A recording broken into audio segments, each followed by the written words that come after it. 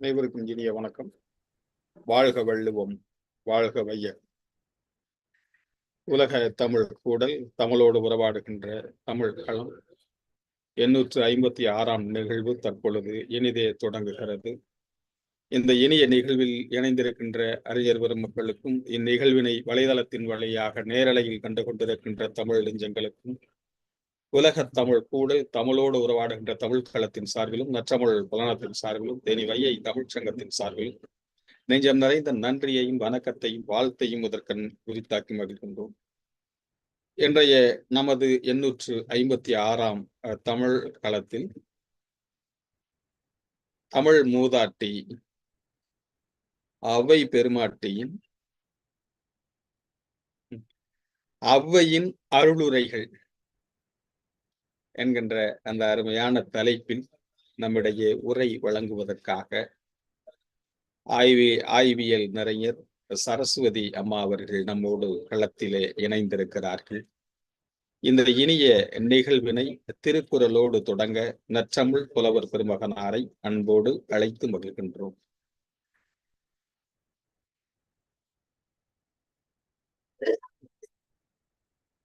ஐயா, அந்த உங்க ஒலி வாங்கி எடுத்துக்கோங்க ஐயா. அனைவருக்கும் என்னுடைய அன்பான வணக்கம். இன்றைய திருக்குறள் அதிகாரம் 4, அரண் வலியுறுத்தல். ஒல்லும் வகையான் அறவினை ஓவாதே, செல்லும் வாயெல்லாம் செயல். ஒல்லும் வகையான் அறவினை ஓவாதே, செல்லும் வாயெல்லாம் செயல். அறமாகிய நல்வினையை தத்தமக்கு இயன்றவாறு அது நடைபெறக்கூடிய வழியெல்லாம் இடைவிடாது செய்க. அன்றறிவாம் என்னாது அறம் செய்க. அது அவை பாட்டி சொன்ன மாதிரி அறம் செய்ய விரும்பு. வாழ்த்துக்கள். நன்றி. மகிழ்வும் நன்றியும் ஐயா. அறவினை ஆற்றுவதற்கு, அறச்செயல்கள் செய்வதற்கு எந்த நேரம், எந்த இடம் என்பது தேவையில்லை.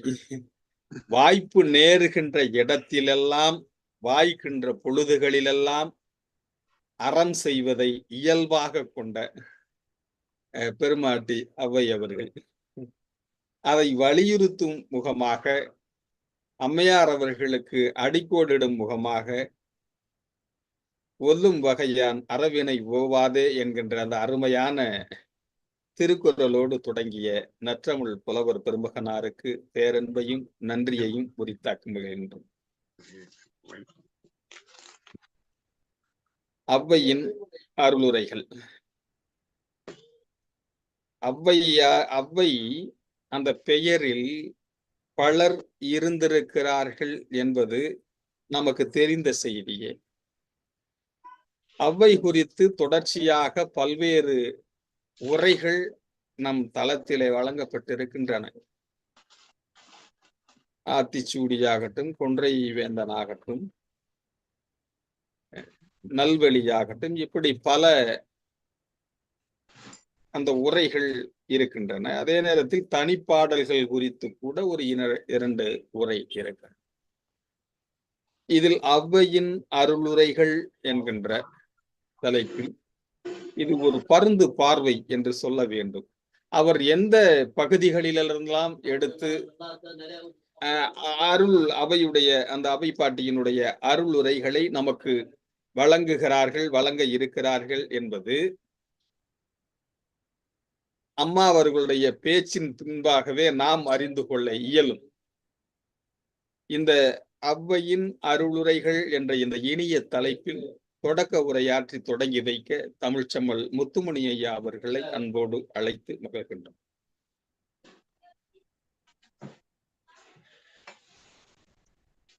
அனைவருக்கும் என்னுடைய இனிய மாலை வணக்கம்.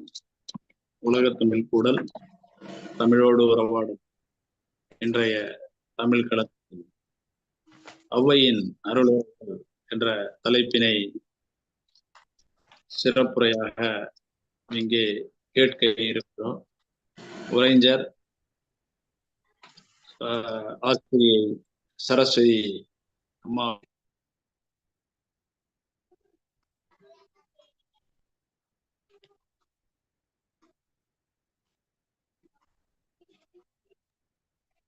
ஐயா உங்க ஒலி வரலைங்கய்யா.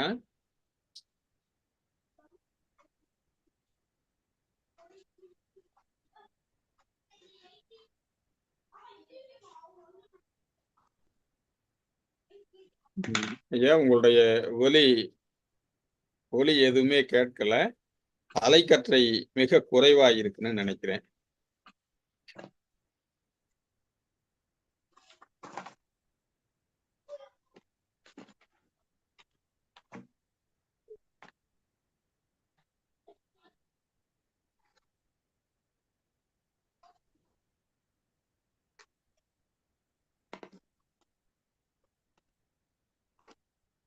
இணைப்பு வெளியே போயிருக்காருயா, திரும்ப உள்ள அனுமதி கொடுத்திருக்கு.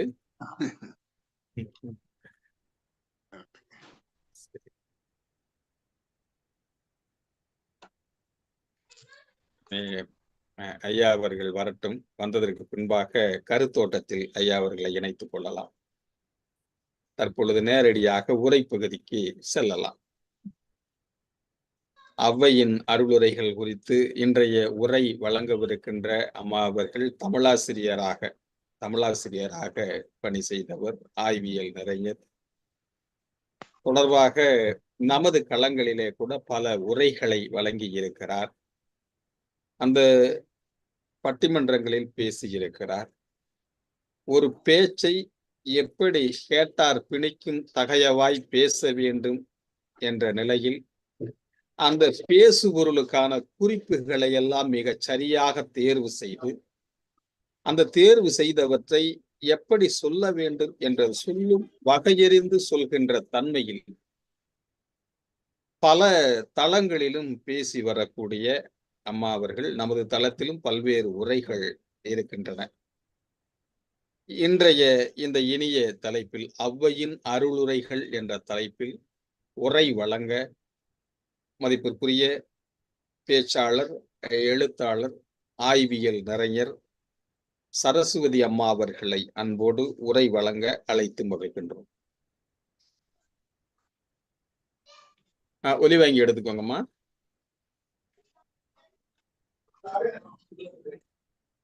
அனைவருக்கும் இனிய மாலை வணக்கம். உலக தமிழ் கூடல் வையை தமிழ்ச் சங்கம் நற்றமிழ் புலனும் இணைந்து நடத்தக்கூடிய மிக அற்புதமான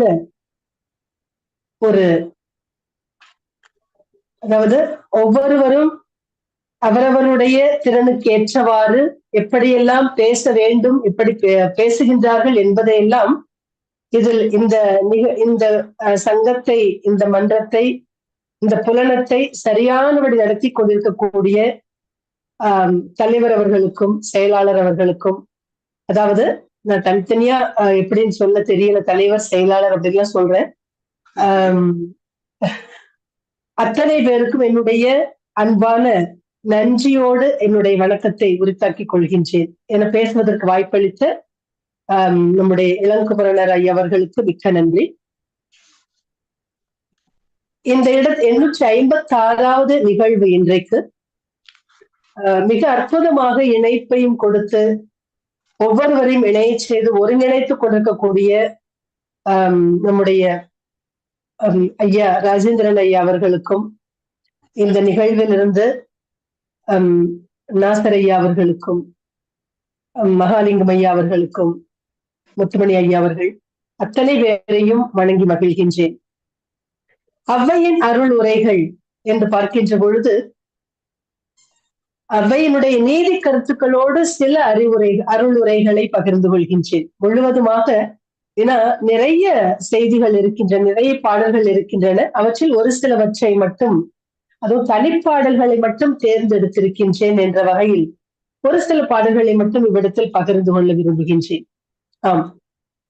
நம் ஔவையார் தம் சமூகத்தை குறித்தும் சக மனிதனுடைய நல்வாழ்வை குறித்தும் அதிகம் சிந்தித்த, அதாவது தன்னுடைய சமூகம், தான் வாழ்ந்த காலத்தில் சமூகத்தை குறித்தும் நல்வாழ்க்கையை குறித்தும் அதிகம் சிந்தித்த தமிழ் சான்றோர்களில்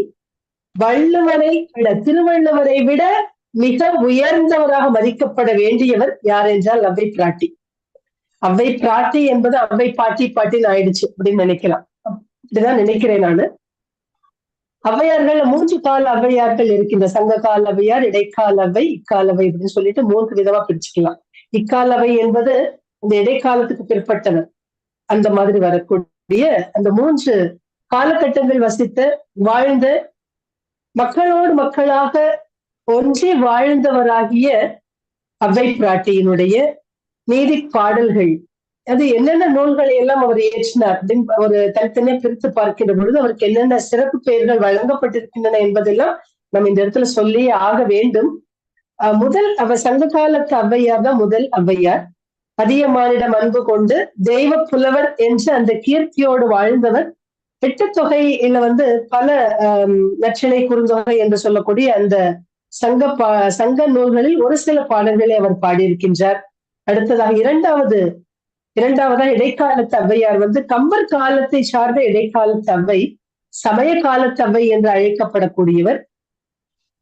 தத்துவ ஞானி என்ற ஒரு சிறப்பினை போற்றத்தக்க வகையிலும் அவர் தத்துவ கருத்துக்களை அடிப்படையாக கொண்டு பல பாடல்களை நமக்கு வழங்கி இருக்கின்றார். அதுல அவ்வை குறள், அசதி கோவை, வந்த நந்தாதி என்று சொல்லக்கூடிய இந்த மாதிரி நூல்கள் எல்லாமே அவர் இயற்றியது, இடைக்கால ஔவையாரால் இயற்றப்பட்டவை. மூன்றாவதாக சொல்லப்படக்கூடிய ஔவையார் அதிவீர ராமபாண்டியன் காலத்தை சார்ந்த 16ஆம் நூற்றாண்டை வாழ்ந்த ஔவையார். ஆத்திசூடி, கொன்றை வேந்தன், மூதுரை என்ற வாக்குண்டாம் என்ற நூல், நல்வழி, அது மட்டுமல்லாமல் விநாயகர் அகவல், இது போன்ற நூல்களை எல்லாம் நமக்கு அளித்தவர். மூன்றாவதாக வரக்கூடிய அந்த ஔவையார் நீதி நூல் அவ்வை என்று வழங்கப்படக்கூடிய அந்த பெயரில் வழங்கப்படக்கூடிய ஔவையார். இப்படி வெவ்வேறு காலகட்டங்கள் ஔவையார்கள் இருந்திருக்கின்றார்கள். எப்படி கபிலர் என்று சொன்னால் நிறைய பேர் கபிலர் என்ற பெயர் வைத்திருப்பார்கள், அந்த மாதிரிதான். அது போலத்தான் இங்கும் ஔவையார்கள் வேறு வேறு காலத்தை சார்ந்தவர்கள். அதுல தனிப்பாடல்கள் இயற்றியவர் என்று பார்க்கின்ற பொழுது அது சங்க காலத்து ஔவையாராக இருந்திருக்கலாமோ அப்படின்னு நமக்கு என்ன தோன்றுகின்றது. அப்படி ஏன்னா சோழ மன்னர்களை பற்றியும் சேர மன்னனை பற்றியும் எல்லாம் செய்திகள் வருகின்ற பொழுது நமக்கு சங்க காலத்தில் ஔவையார் அவர்தான் இந்த தனிப்பாடல்கள் பாடியிருப்பாரோ அப்படிங்கிற ஒரு ஐயத்தை ஏற்படுத்தக்கூடிய விதத்தில் அவருடைய பாடல்கள் அமைந்திருக்கின்றன என்றுதான் சொல்ல வேண்டும். சரி, நீதி நூல் ஔவையார் பார்க்கின்ற பொழுது நீதியை பாடலாக நெய்து அளித்த ஔவையார் அவ்வை பாட்டியானவள்.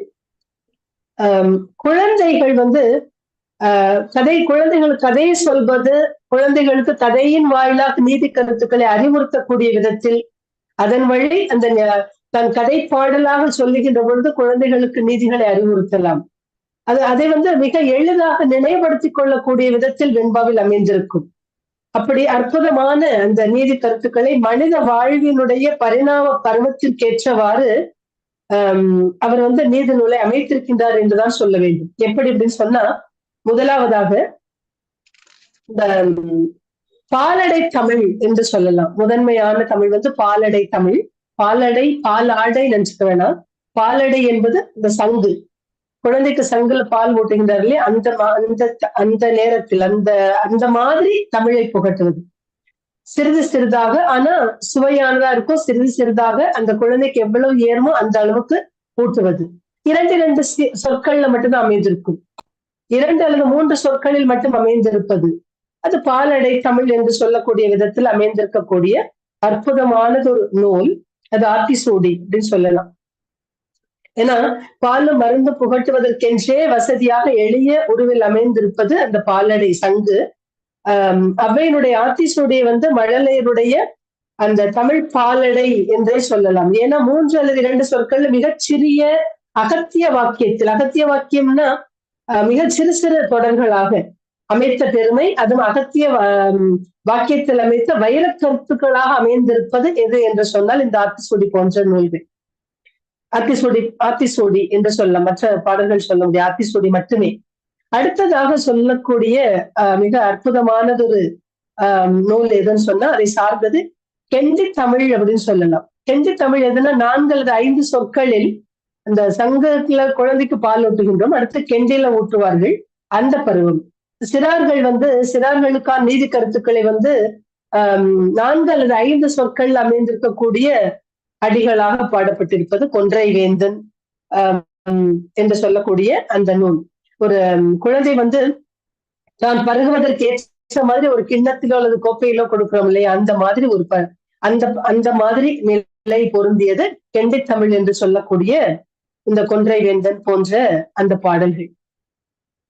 ஏன்னா ஒரு சமூகத்திற்கே தாயாகி தான் ஒரு குழந்தை பெற்றெடுக்காவிட்டாலும் அவை ஒரு சமூகத்திற்கே தாயாகி, ஏன்னு சொன்னா அவை பிராட்டி ஒரு சைக்கு தாயானவள் தாயாக இல்லை, அதனால் வந்து ஒரு சமூகத்திற்கே தாயாகி பாட்டியாக இருக்கின்றாள் அல்லவா. அதனால் வந்து சிறார்களுக்கேற்ற அந்த வடிவத்தை தேர்ந்து தந்திருக்கின்றாள் அவ்வை பிராட்டி என்று சொல்ல வேண்டும். அடுத்து மூன்றாவதாக கருத்து கோப்பில் கருத்து கிண்ணம் என்று சொல்லலாம். இது வந்து எல்லாமே 4 அடிகளாக வரக்கூடிய பாடல்கள். அது முக்கியமாக நல்வழி, அதே போல மூதுரை போன்ற பாடல்கள் எல்லாமே. கருத்து கருவூலமாக இருப்பது எது என்று சொன்னால், இந்த எல்லா பாடல்களுமே வந்து கருத்து கருவூலமாக இருந்தாலும் கூட தனிப்பாடல்களில் வந்து தத்துவ அடிப்படையிலும் அன்றாட மக்களுக்கு வந்து என்ன நீதிகளை, எப்படிப்பட்ட அந்த ஒழுக்க நிலைகள் சார்ந்த செய்திகளை மக்களிடம் எப்படி கொண்டு சேர்க்க வேண்டும் என்பது பற்றியெல்லாம் கருத்து கருவூலமாக தந்திருக்கின்றார் அவ்வை பிராட்டி. மனிதர்கள் இந்த நில உலகில் வாழக்கூடிய முறைமையை ஈட்டல், வகுத்தல், ஈதல் எப்படி என்பனவற்றை, இது போன்ற செயல்பாடுகள் எப்படி என்பனவற்றையும் வீடு வேற்றுக்கான புண்ணியம் சேர்த்தலை அற்புதமாக சொல்லக்கூடிய ஒரு கருத்து கருவூலமாக அவ்வை பிராட்டியினுடைய தனிப்பாடல்கள் இருக்கின்றன என்று சொன்னால் மிகையாகாது. தத்துவ கருத்துக்கள் அடங்கிய அந்த தனிப்பாடல்கள் பல இயற்றி அளித்திருக்கின்றார். அவற்றுள் சில தனிப்பாடல்களை இப்பொழுது இந்த அரங்கத்தில், இந்த நிகழ்வில் உங்களுடன் பகிர்ந்து கொள்கின்றேன். ஏன்னா உயரிய ஒழுக்கத்தையும் சிறந்த நீதிகளை மிக எளிதாக, இனிமையாக, படிப்படியாக பயிற்றக்கூடிய ஒரு நல்ல குழந்தை கல்வி திட்டத்தை முதலில் இந்த உலகத்திற்கே அறிமுகப்படுத்தியவர் அவ்வை பிராட்டி தான். அதனால அந்த குழந்தைகளுக்கு மட்டும் அந்த நல்ல அறிவுரைகள் கிடையாது, எல்லோராலும் பின்பற்றக்கூடிய, குழந்தைகள் முதல் பெரியோர்கள் வரை பின்பற்றக்கூடிய அற்புதமான நீதி நூல்களையும் தனிப்பாடல்களையும் சங்க பாடல்களையும், அதாவது வெண்பா மட்டுமல்லாமல் ஆசிரியப்பாவிலும் அவர் பாடல்களை அளித்திருக்கின்றார் என்றுதான் சொல்ல வேண்டும். அப்படி மிகச்சிறந்த பாடல்களை எல்லாம் அவ்வை பிராட்டி அளித்திருக்கின்றாள். அது எக்காலத்து ஔவையார் என்பதெல்லாம் இந்த இடத்துல நாம் பார்க்க வேண்டியதில்லை. அவர் வந்து என்னென்ன அருளுரைகளை, அவ்வை பிராட்டி கொடுத்த அருளுரைகள், அறிவுரைகள், அறவுரைகள் அத்தனையும் இப்பொழுது வந்து பார்க்கலாம். அவ்வை பிராட்டி பிறந்ததே வந்து, அவர் பிறப்பே வந்து தெய்வ பிறப்பு என்றுதான் சொல்வார்கள். ஏன்னா சில சான்றோர்கள் சிலரை சிறப்புடைய சான்றோர்களை தெய்வ பிறப்பினர் என்று சொல்லியே அழைக்கின்ற வழக்கம் இருந்திருக்கின்றது நம்முடைய சமூகத்தில். அப்படி அவர்களுடைய வரலாறே வந்து வியப்பான முறையில் அமைந்திருக்கும். அவர்கள் பிறப்பே ஒரு வியப்பான முறையில் அமைந்திருக்கும். அப்படி பார்க்கின்ற பொழுது ஔவையார் வந்து யாருக்கு பிறந்தவர் சொல்வாங்க இல்லையா, திருவள்ளுவருடைய உடன் சகோதரி என்று சொல்வார்கள், உடன் பிறப்பு என்று சொல்வார்கள். அதே நேரத்துல ஔவையார் அந்த மாதிரி ஔவையார் ஆதி என்பவளுக்கும் பகவன் என்பவருக்கும் பிறந்த மகள் என்று சொல்லலாம். அவர் அந்த ஆதி பகவனுக்கு பிறந்த மக்கள் 7 பேர். அவர்கள்ல ஒருவர் தான் இந்த அவ்வை பிராட்டி. அவர் ஆதியும் பகவனும் ஒரு முறை வந்து பாணர்களுடைய வீட்டில் தங்கியிருந்த போது, ஆதி வந்து கருவுற்றிருந்த சமயம், நிறைமாத கர்ப்பிணியாக இருந்த பொழுது அந்த பாணர் வீட்டில் தங்கி இருந்தார்களாம். அப்பொழுது அந்த குழந்தை அங்கு பிறந்தால் அந்த பாணர்களுக்கு சொந்தம் தான் அப்படின்னு சொல்லி ஒரு உடன்பாடு, ஒரு அப்படி சொல்லியே அந்த பாணர்களுடைய வீட்டுல வந்து தங்க வைத்திருக்கின்றார்கள். அந்த பாணருடைய இல்லத்தில் ஆதி வந்து குழந்தை பெற்றெடுக்கின்றார். குழந்தை அங்கு பிறந்ததுனால அங்கே விட்டு விடும்படியாக பகவன் வந்து பணிக்கின்றார், கணவன் சொல்லுகின்றார். என சொன்ன மாதிரியே அவர்களுடைய ஒப்பந்தப்படி இங்கு பிறந்த குழந்தை இங்கே விட்டு செல்ல வேண்டும் என்று சொன்ன அந்த ஒப்பந்தப்படி அங்கு விட்டு செல்லுகின்றார்கள். அந்த சிறு குழந்தை தன் வாயை திறந்து அந்த நேரத்துல வந்து விட்டு போன உடனே அந்த அம்மையார் வந்து ஆதி வந்து வருத்தம் முறுகின்றார், கலக்கம் அடைகின்றார். தன்னுடைய பிள்ளை, பிறந்த குழந்தை எந்த தாய் வந்து விட்டுட்டு போக மாட்டாங்க, தன்னுடைய குழந்தை இப்படி விட்டுட்டு போறமே அப்படின்ற ஒரு எண்ணத்துல, இப்படி விட்டு செல்கின்றோமே, இந்த குழந்தையை எப்படி நாம் விட்டு செல்வது, பெரிய மனமில்லாமல் அந்த தாய் ஏங்குகின்றாள், வருந்துகின்றாள்.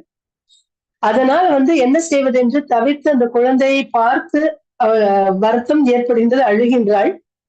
அந்த மயக்கத்தில் அதே அந்த அந்த எண்ணத்தோடு பிரிந்து செல்லுகின்ற பொழுது ஒரு மன தெளிவும் அவளுக்கு ஏற்படுகின்றது. எப்படி மன தெளிவு ஏற்பட்டது என்று சொன்னால், அந்த நேரத்தில் அந்த குழந்தை ஒரு பாடலை, ஒரு வெண்பாவை கூறுகின்றது. அந்த அவ்வை குழந்தையானது ஒரு வெண்பாவை சொல்லுகின்றது. அன்னையே, நீ வருத்தப்பட வேண்டாம், நீ நெஞ்சம் வருந்த வேண்டாம் என்று சொல்லி அந்த குழந்தை தேற்றுவது போல அந்த தாயை பார்த்து ஒரு பாடல் பாடுகின்றது. எவ்வளவுதான் துயரம் இருந்தாலும் காக்கின்ற பொறுப்பு ஒரு குழந்தையை காக்கின்ற பொறுப்பு கடவுளுடையது அப்படி நினைச்சிட்டு அவங்களும் மன அமைதி பெற்று செல்லுகின்றார்கள். ஆனா அந்த குழந்தை பாடுகின்ற பாட்டு பாருங்க. திட்டமுடன் என் தலையில் இன்னபடி என்று எழுதி விட்ட சிவனும் செத்து விட்டானோ, முட்ட முட்ட பஞ்சமே ஆனாலும் பாரம் அவனுக்கு அன்னாய், முட்ட முட்ட பஞ்சமே ஆனாலும் பாரம் அவனுக்கு அன்னாய், நெஞ்சமே அஞ்சாதே நீ என்று அந்த குழந்தை பாடியதாக சொல்லுகின்றார்கள். அதனால் இங்கனும் பிறப்பிலேயே இந்த வாழ்வு, அதாவது பிறந்த உடனேயே இந்த வாழ்கின்ற கதியை இப்படித்தான் இந்த குழந்தை வாழும் என்று அந்த கதியை ஏற்படுத்தக்கூடியவன் சிவபெருமான். அந்த ஆதி பரம்பொருள் ஆவான். அவன் என்றைக்கும் இருக்கின்றவன். அவன் வகுத்த நியதி மாறுபட போவது கிடையாது. இந்த குழந்தை விட்டு சென்றாலும் சொல்வாங்க இல்லையா, மரம் நட்டவன் நீர் வார்ப்பான் என்று சொல்வார்கள். மரம் தன்னை வைத்தவன் வாடாமல் நாளும் தண்ணீரும் வார்ப்பார்தானே என்று தண்டலையார் சதகத்தில் வரக்கூடிய செய்தி இங்கு நினைவு கூறத்தக்கது. தண்டலையார் சதகத்திலும் இந்த செய்தி இடம்பெற்றிருக்கின்றது. மரம் வளர்ப்பவன் நீர் ஊற்றுவான். அது மாதிரி குழந்தை, அதாவது படைக்கின்றவனே அந்த உயிர்களை காப்பதும் அவனுடைய செயல்பாடு தானே. அதனால் அவன் காப்பாற்றுவான் அப்படிங்கிற பொருள்ல இந்த செய்தியை திட்டமுடன் என் தலையில் என்னபடி என்று எழுதிவிட்ட சிவனும் செத்துவிட்டான். சிவன் இருக்கத்தானே செய்கின்றான். இப்படி முட்ட முட்ட பஞ்சமே ஆனாலும் கூட பாரம் அவனுக்கு தானே. அதனால் அன்னையே, நீ நெஞ்சத்தில் வருத்தம் கொள்ளாதே, உன்னுடைய உள்ளத்தில் வருத்தம் கொள்ளாதே என்று அந்த குழந்தை பாடினதாக சொல்லுகின்றார்கள்.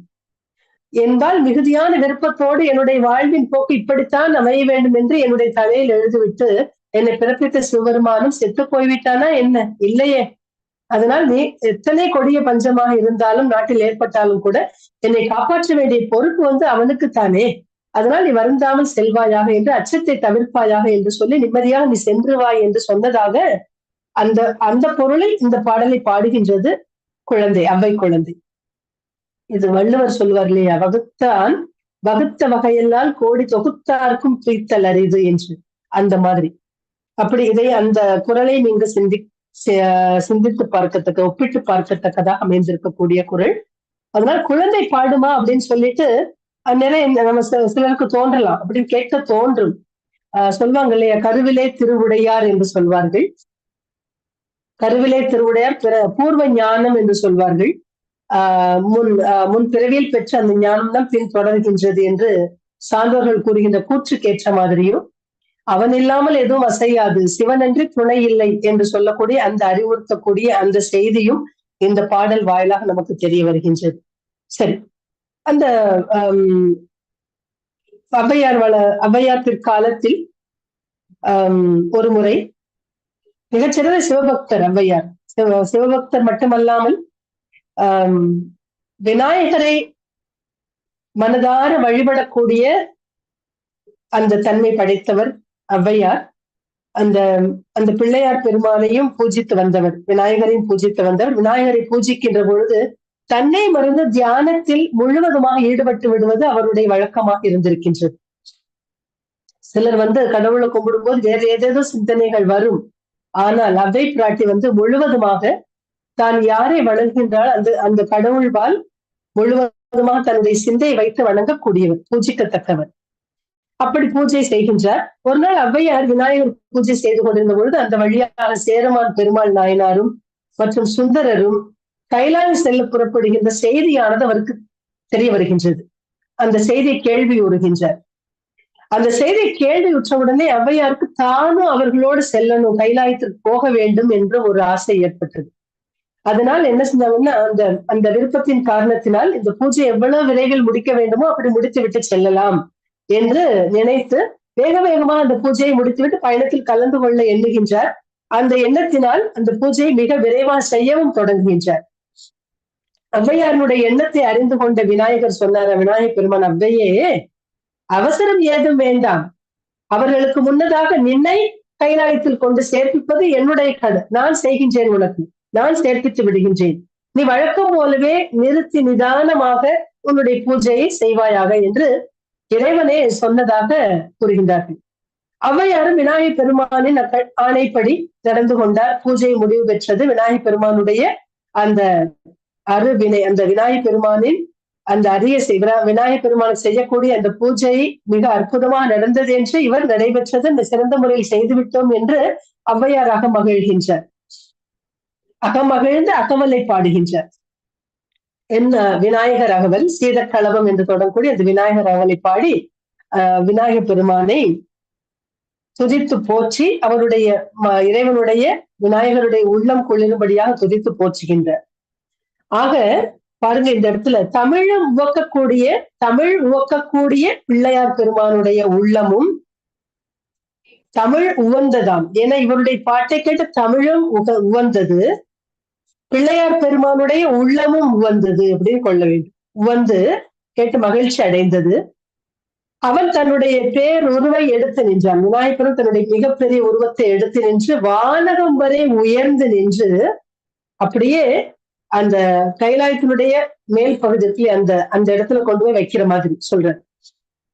மிக உயர்ந்து நின்று அவருடைய விநாயகர் பெருமானுடைய திருமுடி அவருடைய திருமுடியானது உயர்ந்து நின்று பாதாளம் வரை சென்று நின்றான். அவருடைய பாதம் பாதாளம் வரைக்கும் போனது. அவருடைய திருமுடியானது விண்ணை தொட்டது அப்படின்னு சொல்றாங்க. அந்த மாதிரி மிக உயர்ந்து வியாபித்து தன்னுடைய உருவத்தை, பெரிய உருவத்தை எடுத்துக்கொண்டு காட்சி தருகின்றார். அந்த தெய்வ காட்சியில் அப்படி அகம் மகிழ்ந்து போகின்றார் ஔவையார்.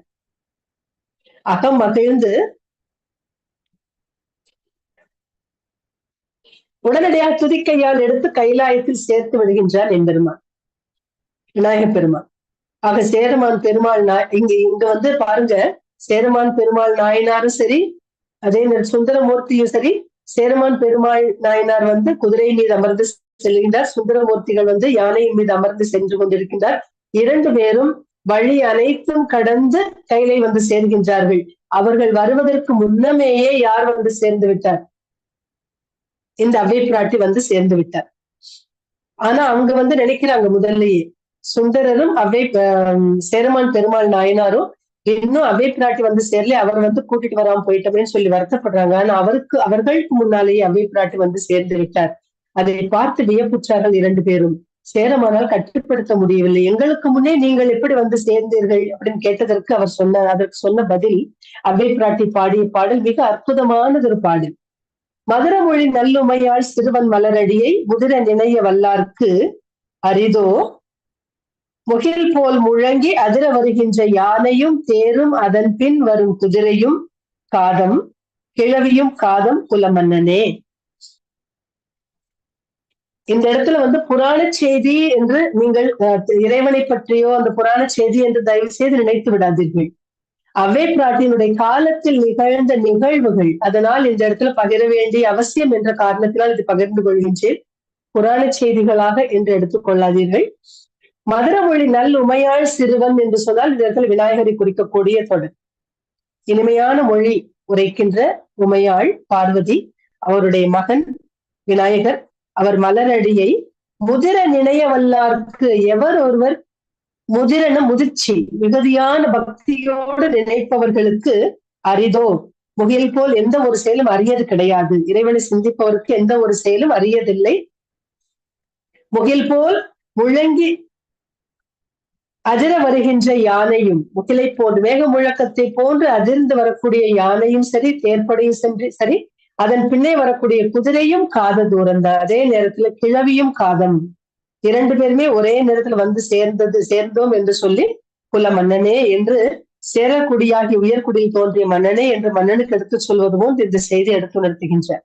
ஆக எவர் ஒருவர் முதிர நினைய வல்லார்க்கு என்ற அந்த தொடரில் இருக்கக்கூடிய செய்தி, எந்த ஒரு செயலாக இருந்தாலும் அன்பின் முதிர்ச்சியோடு ஒரு செயலை செய்தோம் என்று சொன்னால் அது மிக மிக அந்த அன்பின் முதிர்ச்சியால் செய்யக்கூடிய செயல் இறைவனை மகிழ்விக்கும். இறைவனை மட்டும் அல்லாது எந்த உயிரிடத்திலும் நம் அன்பின் முதிர்ச்சியோடு ஒரு செயலை செய்து செய்தோம் என்று சொன்னால் நமக்கு மட்டுமல்லாமல் அந்த அன்பினால் ஒரு செயலை யார் ஏற்றுக்கொள்கின்றாரோ அவர்களுக்கும் கூட மிக மகிழ்ச்சியை தரக்கூடியது, உவப்பினை தரக்கூடியது, பயனை தரக்கூடியது. கண்ணப்ப நாயனார் அந்த அன்போடு தன்னுடைய செயலை செய்த காரணத்தினால்தான் இறைவன் மகிழ்ந்தார். நில்லு கண்ணப்பா, நில்லு கண்ணப்பா, நில்லு கண்ணப்பா என்று 3 முறை சொல்லி அவருடைய இடக்கண்ணை மீண்டும் எடுத்து அப்பிவிடாமல் தடுக்கவும் செய்தார். இது அன்பினால் வந்தது. அந்த மாதிரி அன்பினால் ஒரு செயலை செய்ய வேண்டும்.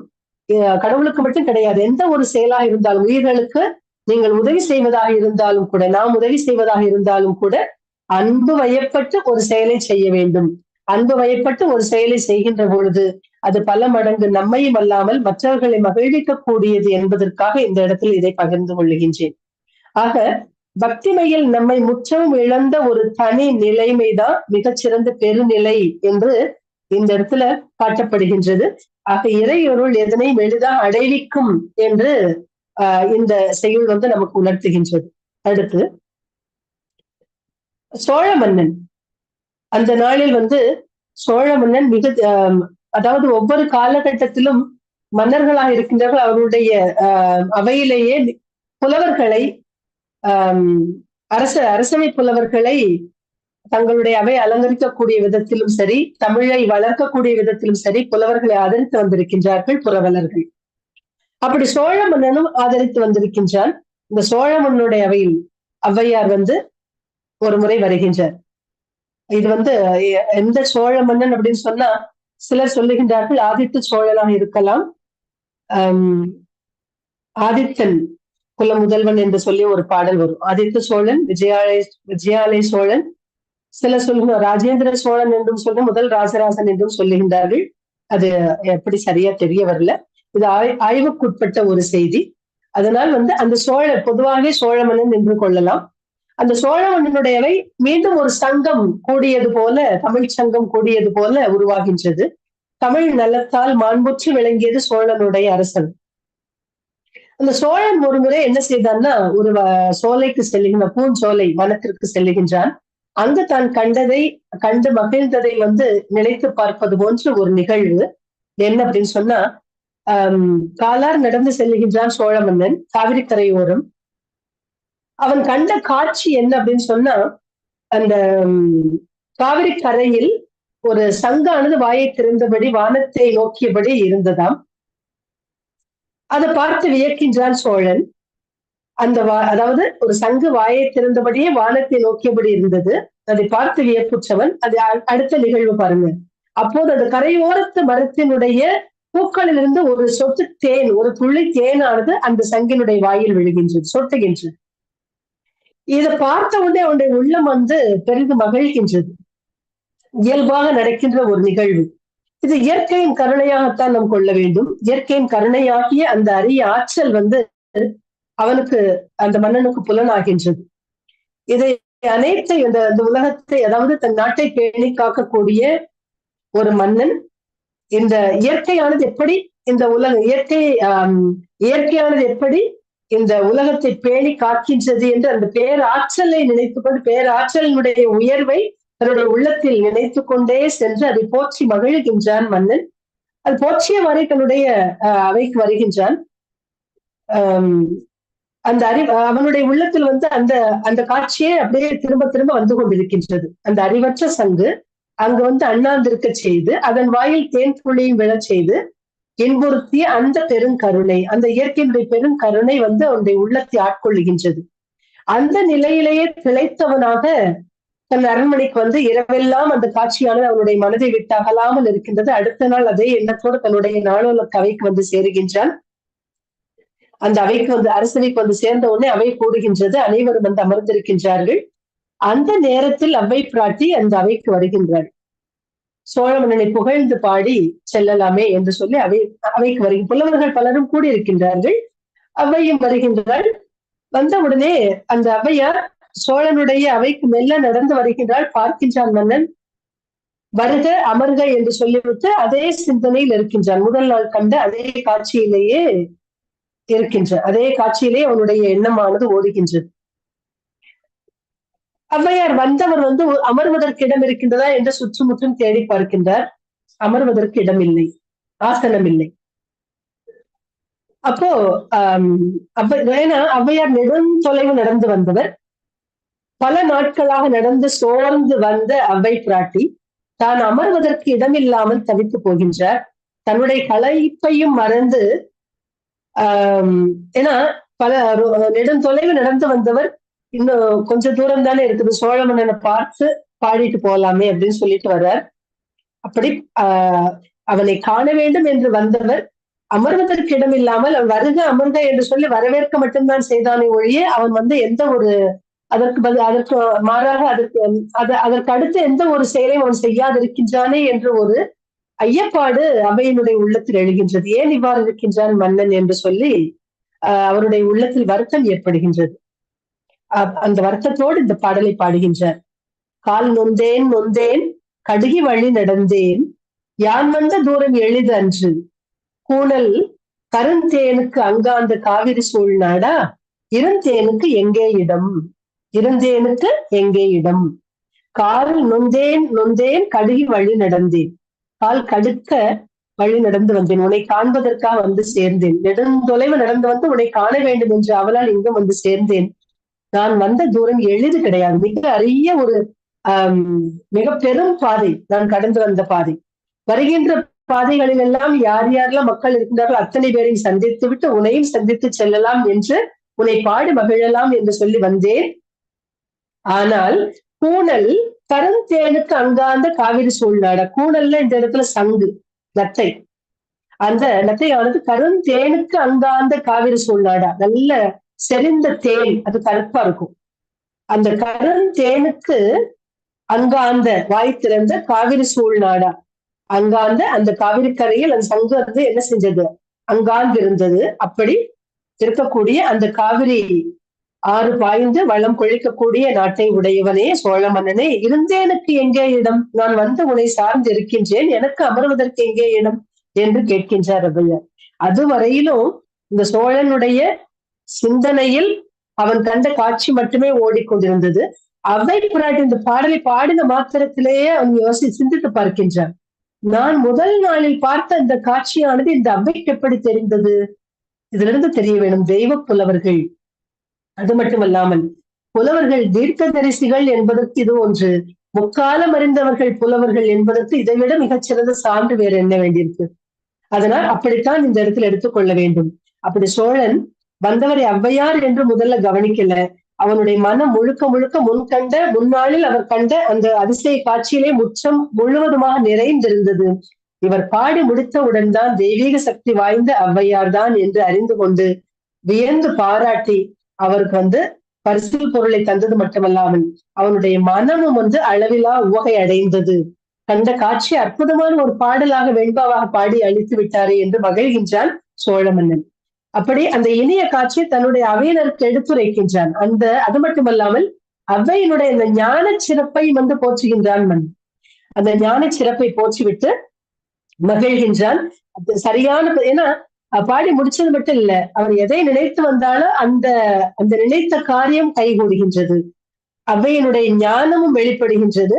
அவ்வைக்கு தேவையான அன்பு பரிசிலும் கிடைத்தது என்பதை என்பதையும் நாம் இதிலிருந்து தெரிந்து கொள்ளலாம். இருந்தேனுக்கு எங்கே இடம் என்று சொன்னால் அந்த பாடலை சரியானபடி அமைத்து கொடுத்த அந்த அவ்வை பிராட்டிக்கு என்ன பரிசல் தருவது? சரியான, அதாவது சொல்லுவாங்க இல்லையா, வரிசை அறிந்து பரிசல் கொடுத்தல் என்று சொல்லி கேள்விப்பட்டிருக்கோம் இல்லையா, அந்த மாதிரி அந்த அவையினுடைய திறம் அறிந்து பரிசல் பொருளை சோழ மன்னன் கொடுத்து அனுப்புகின்றான் என்றுதான் நாம் இந்த இடத்தில் சொல்ல வேண்டியிருக்கின்றது, நினைக்க வேண்டியிருக்கின்றது. அப்படி மிகச்சிறந்த முறையில் தன்னுடைய செம்மாந்த அறிவினையும் தன்னுடைய ஞானத்தையும் வெளிப்படுத்தக்கூடிய விதத்தில் இந்த பாடலை பாடி அளித்தார் சோழனிடத்தில். சரி, ஔவையார் சிறந்த நாவலர் தான், எனினும் கூட அவர் எப்பவுமே எளிமையை விரும்பக்கூடியவர், எளிமையை விரும்பக்கூடிய தன்மை படைத்தவர். அதே நேரத்துல தன்னுடைய கவிதை போற்றி செல்லக்கூடியவர்கள் உவர்ந்து தனக்கு பரிசளித்து பாராட்ட வேண்டும் என்ற ஒரு ஆடம்பர எண்ணம் அவருக்கு எப்பவுமே கிடையாது. அந்த பகட்டு என்பது அவருக்கு இல்லவே இல்லை. ஆனா அவர் வாழ்ந்த காலத்துல இந்த கம்பருக்கு அந்த பகட்டு அதிகமா பிடிச்சிருந்தது, ஆடம்பரம் அதிகமாக இருந்தது. தன்னை சுற்றிலும் சில சகாக்கள் இருந்து அவரை போற்றிக் கொண்டே இருப்பார்கள். அந்த புகழுக்கு மயங்கக்கூடியவராக கம்பர் இருந்திருக்கின்றார் என்பதை இந்த அவை பாடலாம் நாம் தெரிஞ்சுக்கலாம். அப்படி ஒரு முறை வந்து அரசர்களால் மிகச்சிறந்த முறையில் உபசரிக்க பெற்றாலும் கூட அந்த பரிசுகள் வழங்கி பாராட்டு பெற்றாலும் கூட அவருடைய மனம் வந்து உவப்படையவில்லை. ஏன்னு சொன்னா அவர் எங்கெங்கெல்லாம் செல்லுகின்றாரோ அந்த ஏழை மக்களுக்கெல்லாம் ஏழையினுடைய குடிலில் அன்போடு இடுகின்ற, ஏன்னா அரசர்கள் கொடுக்கக்கூடிய மிகப்பெரிய பரிசல் பொருளை கூட ஆடம்பரத்தை கூட விரும்ப மாட்டார். ஆனால் தான் போகின்ற போக்கில் வழிநடையாக செல்லுகின்ற பொழுது அந்த உப்பில்லாத கூழை கொடுத்தாலும் கூட மிகச்சிறந்த முறையில் மிக அரிய உணவாக மிக அரிய ஒரு பரிசலாக நினைத்து அதை உண்பவர் ஔவையார். அப்படி அந்த மாதிரி ஒரு நிலையில அவருடைய வாழ்ந்த காலத்தில் தான் இருந்திருக்கின்றார் ஔவையார். ஏன்னா ஏழை எளிய மக்களோடு ஒன்றாக வாழ்ந்து சிறந்தவர் அவை பிராட்டி. அதனால அவருடைய கவிதை வந்து அதனால்தான் எல்லோருக்கும் சென்று சேர்ந்தது. எளியவர்கள் மட்டும் கிடையாது, உயர்ந்து அரியவர்கள், பெரியவர்கள், ஏழை எளிய மக்கள் அத்தனை பேருக்கும் எங்கெங்கெல்லாம் வந்து செல்லுகின்றார்களோ அந்த மக்கள் பாடுங்கன்னு சொன்னோடனே அவர்களை பற்றி, அந்த மக்களை பற்றியே பாடக்கூடிய அந்த திறம் படைத்தவராக மக்களும் ஒருவராக இருந்த காரணத்தினால்தான் இன்றைக்கும் அவை பாட்டியினுடைய அந்த நீதி கருத்துக்களும் சரி, பாடல்களும் சரி, எல்லோராலும் விரும்பக்கூடியதாக இருக்கின்றது என்று சொல்லலாம். அப்படி அந்த கவிதை வந்து அவர்களை பாடுகின்ற பொழுது அந்த கவிதையும் வந்து வளர்ந்து ஒரு இலக்கிய வளம் பெற்றதாக, இலக்கிய நிலை பெற்றதாக திகழ்கின்றது என்று சொல்லலாம். அப்படி அந்த அவருடைய காலத்தில் இருந்த ஔவையாருடைய காலத்தில் வாழ்ந்த கம்பர் சோழமனுடைய அவையில் வந்து மிகுதியாக போற்றப்பட்ட ஒரு சிறந்த புலவராக இருந்திருக்கின்றார். என காவியம் படைத்த காரணத்தினார் மன்னனை எந்த நேரம் பார்த்தாலும் அவரை புகழ்வர். கம்பனுக்கு இணை யாரும் கிடையாது, அவர் மாதிரி ஒரு சிறந்த காவியத்தை படைத்தவர்கள் இல்லை அப்படின்னு சொல்லிட்டு கம்பரை வந்து புகழ்ந்து சொல்லுகிறார். கம்பருடைய வாக்கு மிக இனிமையான பாடல்களை அளித்திருக்கின்றார். அதில் இருக்கக்கூடிய கவித்துவம், பொருள் வளம் எல்லாம் மிக அற்புதமானது என்று சொல்லி வாய் ஓயாமல் வியந்து பாராட்டி கொண்டிருக்கிறான் சோழமன்னன். இதை பார்க்கிறார் ஔவையார். இந்த கம்பரனுடைய அளவற்ற இந்த ஆடம்பரமும் சரி, அவரை சுற்றிலும் இருக்கக்கூடிய அந்த போலி புலவர்களுடைய கூட இன்றைக்கும் பார்க்கலாம். நம்ம யாரையெல்லாம் இந்த ஜால்ர பேர் வழிகள் சொல்றோம் இல்லையா, அல்லக்கைகள் சொல்லி எளிமையா ஒரு வார்த்தை போடுவாங்க. ஒரு உயர்ந்தவர் யாருந்தாங்கன்னா அவருக்கு அல்லக்கை இவர் தான் அப்படின்னு சொல்லுவாங்க. அந்த மாதிரி யாராவது ஒருத்தர் அப்படி இருந்துட்டு என்ன செய்வாங்கன்னா அவரை மேலும் மேலும் தூண்டி விடுவது. அவர் நல்லவராக இருந்தாலும் கூட அவருக்கு அந்த ஆடம்பரத்தை மேலும் மேலும் அதிகப்படுத்தி, ஆடம்பர எண்ணத்தை அதிகப்படுத்தி, மேலும் அவருடைய தலைகணம் அதிகமாவது போன்று செய்யக்கூடிய அந்த நிலை இன்றைக்கும் இருக்கின்றது. அந்த மாதிரி அப்பொழுதே கம்பருடைய காலத்தில் இருந்திருக்கிறது என்பதை அற்புதமா இந்த பாட்டின் வாயிலா சொல்லிக்கிறார் ஔவையார். அப்படி அந்த போலி புலவர்கள் வந்து கம்பரை சுற்றி இருப்பார்கள். அதனால் அவரை பார்த்ததுக்கு வந்து அவைக்கு ஒரு வெறுப்பு ஏற்பட்டதாம். அப்படிதான் கம்பனுடைய பாட்டை வந்து ஒரு முறை மன்னன் வியந்து பேசி பாராட்டி கொண்டிருக்கின்றான். அப்படி ஒண்ணு சிறப்பு இல்லையே. எப்பொழுதுமே ஒரு புலவர் இன்னொரு புலவர் வந்து பாராட்டுவது என்பது அதுவும் தமிழ் புலவர்கள், ஒரு தமிழ் புலவர் இன்னொரு தமிழ் புலவரை பாராட்டுகின்ற அந்த பான்மை வந்து எல்லோருக்கும் அமையாது. அதுல கொஞ்சம் ஏதாவது குறைபாடு கண்டுபிடிப்பது இயல்பான ஒன்று. அப்படித்தான் இந்த இடத்துல வந்து அவ்வை பிராட்டி கம்பனுடைய பாடல் அப்படி என்ன பிரமாதமா இருக்கு இந்த பாட்டு, அப்படி ஒண்ணு சிறப்பு இல்லையே, இதுல அப்படி ஒண்ணு சிறப்பு எனக்கு தெரியலையே அப்படின்னு சொல்லிட்டு ஒரு மாதிரி சிரிச்சுட்டே பேசினாராம். இது தற்செயல அந்த பக்கம் திரும்பின மன்னன் வந்து அவ்வை பிராட்டியின் பக்கம் பார்த்து விட்டு, இந்த அம்மா வந்து நான் வியந்து பாராட்டியது உங்களுக்கு பிடிக்கல போல அப்படின்னு தெரிஞ்சுட்டு அந்த முகபாவத்தை பார்த்து தன்னுடைய கருத்தை வந்து ஔவையார் ஏற்றுக்கொள்ளவில்லை போலும் தெளிவா புரிஞ்சுக்கிட்டு என்ன செய்யறாருன்னா, அவ்வை பிராட்டியை தங்களுடைய கருத்து என்ன அப்படின்னு கேட்கிறாரு. அதற்கு ஔவையார் சொல்லுகின்றார் பாருங்கள், இந்த பாட்டை பாடுறார். ஒரு கவிதையை பாராட்டும் போது அதுல இருக்கக்கூடிய சொல்லையும் பொருளையும் இதைத்தான் பார்க்கணுமே ஒழிய கம்பருடைய பாட்டுன்றதுக்காகவே பாராட்டக்கூடாது. கம்பர் காவியத்தை படைச்சிருக்கலாம், ஆனா அவர் எழுதினார்ன்றதுனால சாதாரண ஒரு பாட்டை கூட நம்ம இது வியந்து பாடக்கூடாது, வியந்து போற்றக்கூடாது, பாராட்டக்கூடாது அப்படின்னு சொல்ற விதத்துல அந்த நிலையை நினைச்சே நான் சிரித்தேன் அப்படின்னு சொன்னார் ஔவையார். அந்த பாட்டுதான் இங்க பாருங்க. விரகர் இருவர் புகழ்ந்திட வேண்டும், விரல் நிறைய மோதிரங்கள் வேண்டும், அரை அதனில் பஞ்சேனும் பட்டேனும் வேண்டும், அவர் கவிதை நஞ்சேனும் வேம்பேனும் நன்று. இன்றைய காலத்தில் சாதாரண ஒரு கவிதை எழுதியிருப்பார்கள். எனக்கு தெரிந்த ஒரு கவிதாயினின்னு சொல்லுவாங்க, தன்னை கவிதாயினி என்று சொல்லிக் கொள்வார்கள். சாதாரண ஒரு சில உரையினடை நம்ம சாதாரண எழுதுகின்ற வாக்கியம் இருக்கு இல்லையா, அந்த வாக்கியத்தையே அடுத்தடுத்த 2 சீர்களா போட்டு எழுதி முடிச்சுட்டு அற்புதமான ஒரு புது கவிதை எழுதியிருக்கேன் பாருங்கன்னு சொல்லுவாங்க. இதுல என்ன கவித்துவம் இருக்குது, என்ன சொல்ல, அது சொல்லயமோ பொருளையுமோ இதுல இருக்குதா அப்படின்னு பார்த்தா எதுவுமே இருக்காது. இயல்பா ஒரு தொடரை எப்படி நம்ம பேசுகின்றோமோ அந்த பேச்சு தொடரையே வந்து ஒரு சீரா எழுதிட்டு இது புதுக்கவிதை, அற்புதமான ஒரு புதுக்கவிதை என்று சொல்வார்கள். அதை பாராட்டுவதற்கு ஒரு கூட்டம் இருக்கும். என்ன அருமையா பாடிருக்கீங்க. ஏன்னா அவங்கள்ட்ட வந்து பணம் இருந்தால், செல்வாக்கு இருந்ததுன்னா அந்த செல்வாக்கினை பயன்படுத்தி அந்த செல்வாக்கினை போற்றும் முகத்தான் இந்த மாதிரி பாராட்டக்கூடிய நிலை இன்றைக்கும் இருக்கின்றது. அன்று எப்படி கம்பருக்கு இருந்ததோ அது இன்றைக்கும் இருக்கின்றது என்று நாம் கண்கூடாக பார்க்கின்ற ஒன்றுதான். அப்படித்தான் இவ்விடத்தில் அவருடைய கவிதை நன்றாக இருந்தாலும் சரி, வேம்பாக இருந்தாலும் சரி, நன்று நன்று என்று பாராட்டக்கூடிய நிலை இன்றைக்கும் இருக்கின்றதே. இது என்ன காரணத்தினால் என்று அவை பிராட்டி பாடுகின்றாள். ஆக விரகர் புகழ்ந்திட அப்படின்னு சொல்லும் போதே உண்மையாகவே புகழ்ச்சி ஆகாது அப்படிங்கிறது தெரிய வருது. சோழனுடைய அவை புலமை, அந்த சோழனுடைய அவையானது புலமைக்கு மதிப்பு தரவில்லை, புலருடைய புறத்தோற்றத்துக்கு தான் மதிப்பு தருகின்றது என்பதை நாம் வந்து இந்த இடத்துல தெரிந்து கொள்ள வேண்டும். அந்த புலவரின் புறத்தோற்ற தகுதியை நோக்கித்தான் மதிக்கின்றது என்று அவை பிராட்டி உரைத்தார். அதனை கேட்ட மன்னன் வந்து சிந்தனையில் வந்து கொஞ்சம் ஆழ்ந்து சிந்தித்து பார்க்கின்றான் மன்னன். அந்த நிலைதான் இன்றைக்கு இருக்கின்றது. அது இன்னொன்னு, அது ஒரு வெளி மயக்கு விளம்பர பெருக்கு என்று சொல்ல வேண்டுமே ஒழிய அதுதான் ஒருவருக்கு வந்து மேலும் மேலும் சிறப்பை தருகின்றது. விளம்பரத்தினால் பெயர் பெறுகின்றார்களே, அந்த மாதிரிதான் இங்கு கம்பர் விளம்பரத்தை தேடிக்கொள்ளக்கூடியவராக இருந்திருக்கின்றார் அப்படின்னு அவை பிராட்டியினுடைய கருத்தாக இவ்விடத்தில் அமைகின்றது. அது மட்டுமல்லாமல் ஔவையார் வந்து பாடிய அந்த பாட்டை கேட்ட உடனே மன்னனுக்கு வந்து ஒரு வருத்தம். கம்பரிடத்தில் மிகுதியான அன்பு கொண்டவன் சோழ மன்னன். அப்படி அன்பு கொண்ட சோழ மன்னன் இவர் இந்த அவைக்கு முன்னால் அவரை வந்து பழித்து சொல்வது போன்ற குறை கூறி சொல்லிவிட்டாரே என்று கலங்குகின்றான் மன்னன். அந்த பழித்து கூறியவர் வந்து பழித்து கூறிய ஔவையாரோ நாடனைத்தும் கொண்டாடக்கூடிய மிகச்சிறந்த ஒரு புலமை தன்மை வாய்ந்த ஞானம் மிகுந்தவன். ஞான செருக்கு கிடையாது அவருக்கு. அவைக்கு வந்து ஞானம் இருந்தது, ஆனா ஞான செருக்கு அன்று. ஞானத்தினுடைய எளிமையை பகிர்ந்து கொள்ளக்கூடியவர். அப்படி நாடு அனைத்தும் கொண்டாடக்கூடிய இந்த ஔவையார் அதனால் அவரை சினந்து கொள்ளவும் முடியவில்லை. அவரை தெளிவுபடுத்ததான் மறுபடியும் சோழன் விரும்பினான்.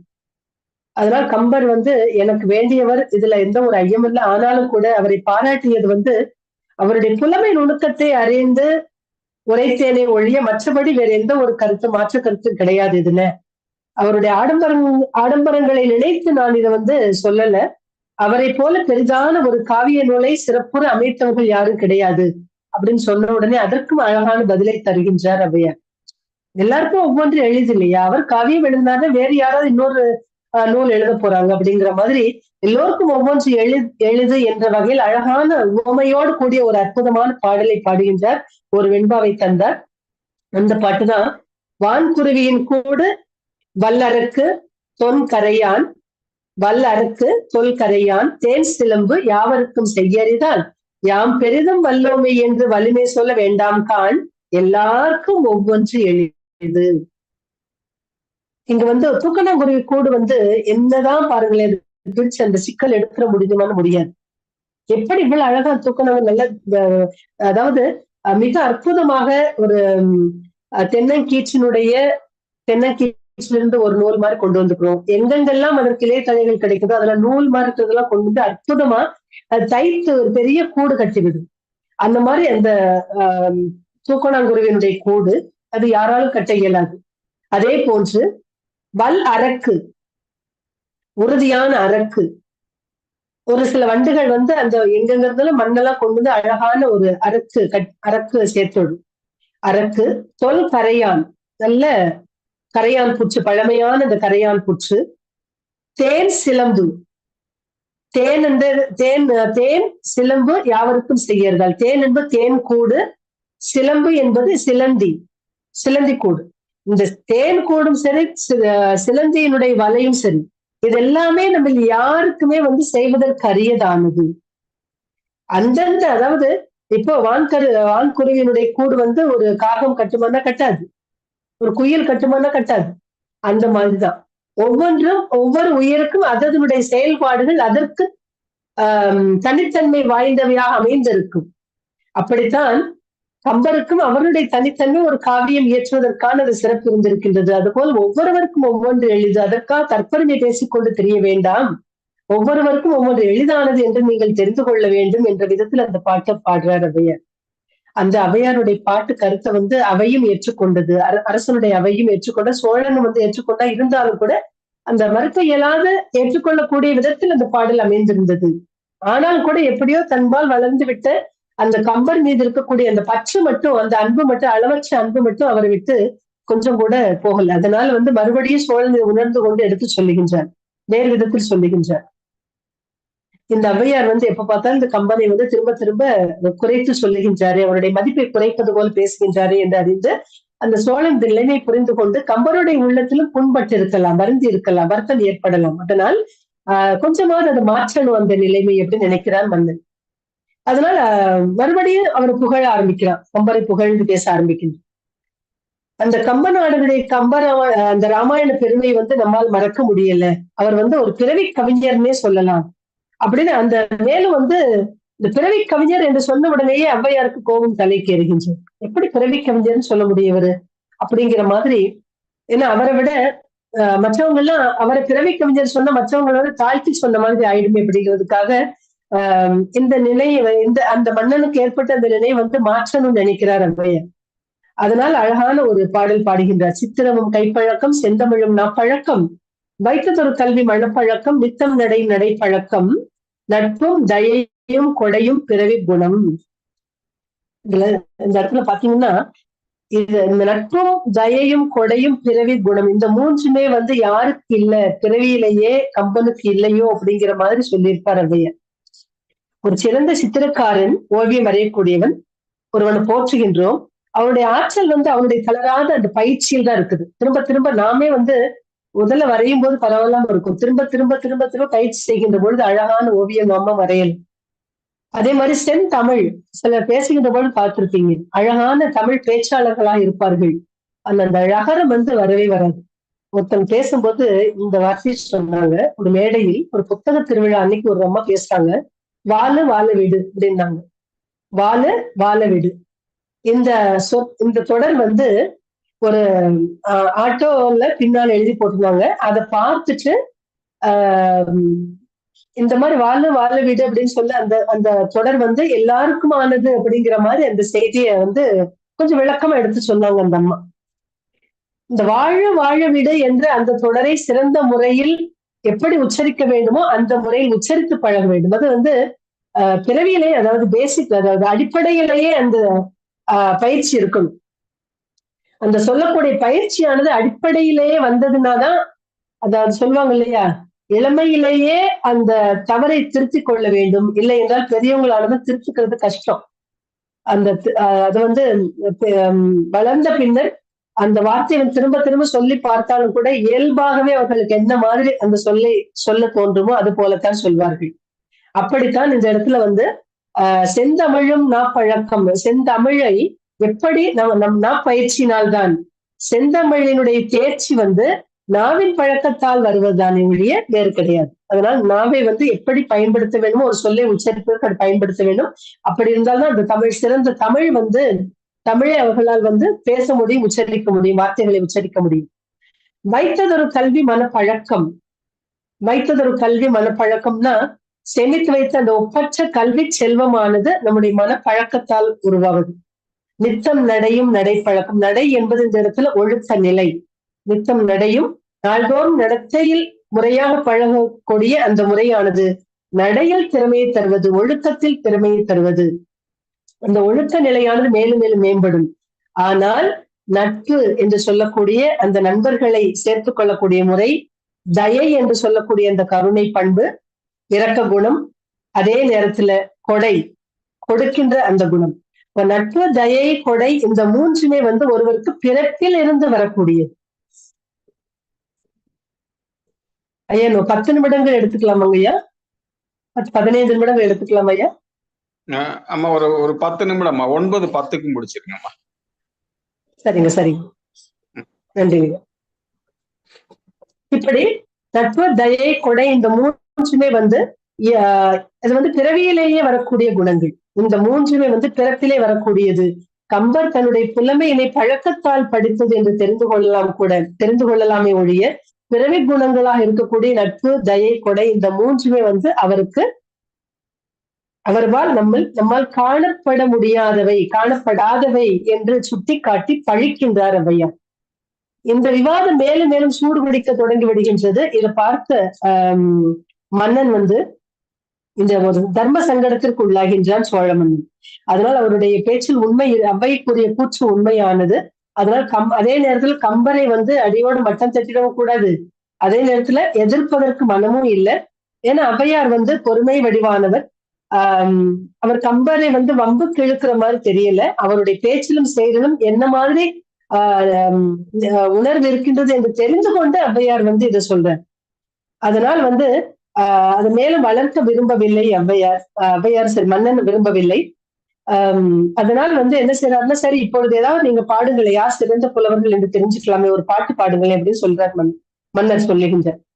நேராவே கேட்கிறார், யாராவது ஒருத்தர் சிறந்த முறையில் ஒரு பாடல் இசையுங்களேன் என்று சொல்லி கம்பரை வெற்றி கொள்ளக்கூடியவர்கள் யார் இருக்கின்றார்கள் என்று சவால் விடுவது போன்று கேட்கின்றார். உடனடியா ஔவையார் பாடுகின்றார் இந்த இடத்துல. அதான் நமக்கெல்லாம் கம்பர் மிகச்சிறந்த புலவர், கவி சக்கரவர்த்தி என்று பெயர் பெற்ற கம்பர். அந்த கம்பரையே வம்புக்கு இழுக்கிற மாதிரி தான் நமக்கு தோன்றுகின்ற இடத்துல ஔவையார் சொல்லுகின்ற பொழுது, காணாமல் வேண்டதெல்லாம் கத்தலாம், கற்றோர் முன் கோணாமல் வாய் திறக்க கூடாதே, நாணாமல் பேச்சு பேச்சென்னும் பெரும் பூனை வந்தக்கால், நாணாமல் பேச்சு பேச்சு என்னும் பெரும் பூனை வந்தக்கால், பெரும் பூனை வந்தாக்கால் கீச்சு கீச்சென்னும் கிளி. அதாவது காணாமல் வேண்டதெல்லாம் கத்தலாம், கற்ற பெரியோரை காணாத இடத்தில் அரைகுறை அறிவுடையவர்கள் தாம் விரும்பியவெல்லாம் பேசி கூச்சல் போடலாம், கூச்சல் இடலாம். ஆனால் கற்றவர்களுக்கு முன்னால் என்ன செய்யக்கூடாது, பணிவில்லாமல் எவருமே தம் வாயை திறத்தல் பொருந்தாது. திட்டமின்றி பேசிக்கொண்டே இருக்கக்கூடிய ஒரு கிளியானது பெரும் பூனை, பெரிய பூனையானது அந்த பக்கமா வந்துச்சுன்னா எப்படி பயந்து போய் நடுங்கி தன்னுடைய பேச்சை மறந்து உயிருக்கு நடுங்கி கீச்சு கீச்சுன்னு கத்துமோ, அது மாதிரி ஆஞ்சோர் அவையில் அறியாமல் பேசுகின்ற செருக்குடையவர்களுடைய கதியும் இந்த நிலைதான், அவர்களுடைய கதியும் இந்த நிலைதான், அவர்களுடைய கதியும் இப்படிப்பட்டதான், இந்த கிளியை போன்றதான் என்று எடுத்து சுட்டி காட்டுகின்றார் ஔவையார். அதனால இந்த இடத்துல கம்பர் ஔவை பாடிய பாட்டுக்கு எந்த ஒரு பதிலும் உரைக்காமல் அமைதியாகி விடுகின்றார், எதுவும் பேசல. அவர் கம்பர் தன்னுடைய பணிவினை அடுத்து வெளிப்படுத்துகின்றார், எதுவும் பேசக்கூடாது இந்த அவைக்கு முன்னால் என்று சொல்லி தன்னுடைய அந்த பணிவினை காட்டக்கூடிய விதத்தில். அப்போ தோற்றுவிட்டார் என்று நாம் நினைக்க கூடாது. அந்த பெரிய ஒரு மூதாட்டி சொல்லுகின்றாள் என்று அறிந்து தன்னை சார்ந்து இருக்கக்கூடிய அந்த புலவர் பெருமக்களுக்கு முன்னால் தான் தான் இப்படி ஆகிவிட்டோமோ என்ற ஒரு செருக்கும் கூட ஒருவேளை இருந்திருக்கலாம். அந்த செருக்கு அடங்கியது போன்று பணிவினை வெளிப்படுத்தக்கூடியவராக இந்த இடத்துல அமைதியாகின்றார் கம்பர். அது மட்டுமல்லாமல் இந்த அவையில் மீண்டும் அந்த பேச்சு வந்துடக்கூடாது, எதுக்கு திரும்ப திரும்ப பேசிட்டுன்னு சொல்லிட்டு அதற்கு ஒரு முற்றுப்புள்ளி வைத்ததாகவே நாம் கொள்ள வேண்டும். அப்படி அற்புதமாக தன்னுடைய பாடல்களை எல்லாம் எடுத்துணர்த்தினார். அது மட்டுமல்லாமல் ஔவையார் ஒரு 3-4 விதங்கள்ல எது இந்த வாழ்க்கைக்கு அரியது, இந்த உலகத்தில் எது அரியது, எது பெரியது, எது இனியது என்று அற்புதமாக பாடியிருப்பார் ஔவையார். இந்த உலகத்திலே கொடியது எது என்று கேட்டால் வறுமை கொடிது, அதனினும் கொடிது இளமையில் வறுமை ஏற்படுவது, அதனினும் கொடுமையானது எது என்று சொன்னால் அந்த இளமையில் நோய் வாய்ப்பட்டிருப்பது. அது மட்டுமல்லாமல் அதனை காட்டிலும் கொடியது எது என்று சொன்னால் அன்பில்லாத பெண்டிர், அந்த அன்பில்லாத பெண்டினுடைய கையால் உணவு உண்பது அதனை காட்டிலும் கொடியது என்று சொல்லி ஔவையாரிடம் முருகப்பெருமான் கேட்டதாக, எது கொடியது இந்த உலகத்தில் வாழ விரும்புகின்றவன் மனிதன், அவன் வாழ்க்கைக்கு தேவையான வளம் எல்லாம் அவனிடத்தில் நிரம்பி இருந்தாலும் கூட வறுமை என்று ஒன்று வருது இல்லையா, அதை நினைச்சிட்டு ஔவையார் என்று சொல்றார்.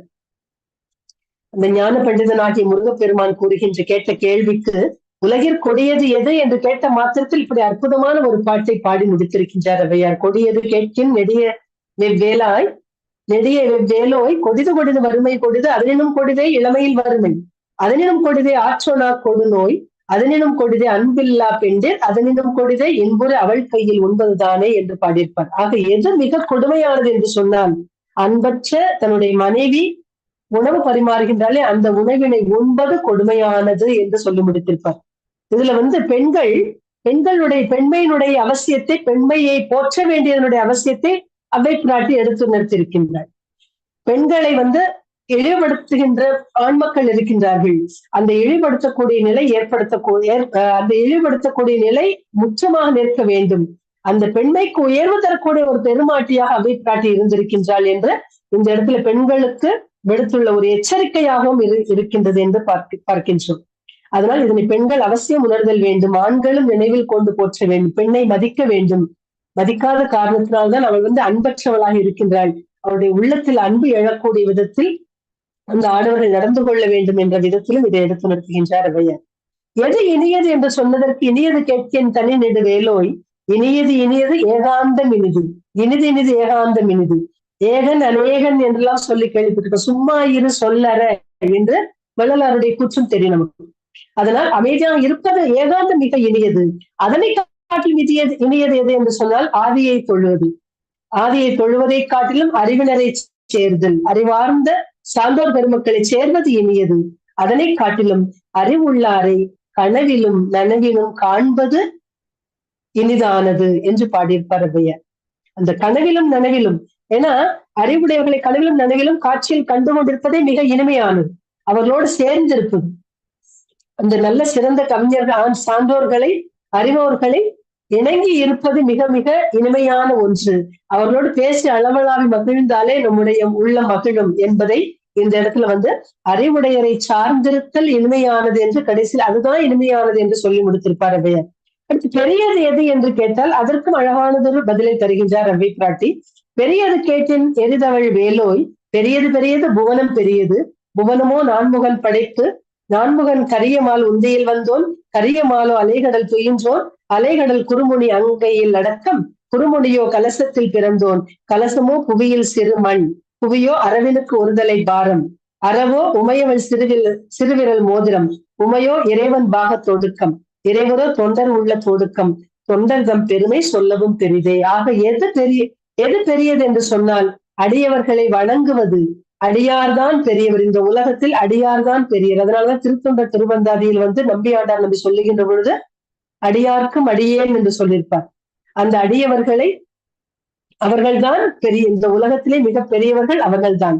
தொண்டர்களின் பெருமைதான் சொல்லில் அடங்காத அளவுக்கு பெருமை உடையது என்று அவை பிராட்டி பாடுகின்றார். அதே போல அரியது எது என்று சொன்னால் மானிடராக பிறத்தல் அரிது.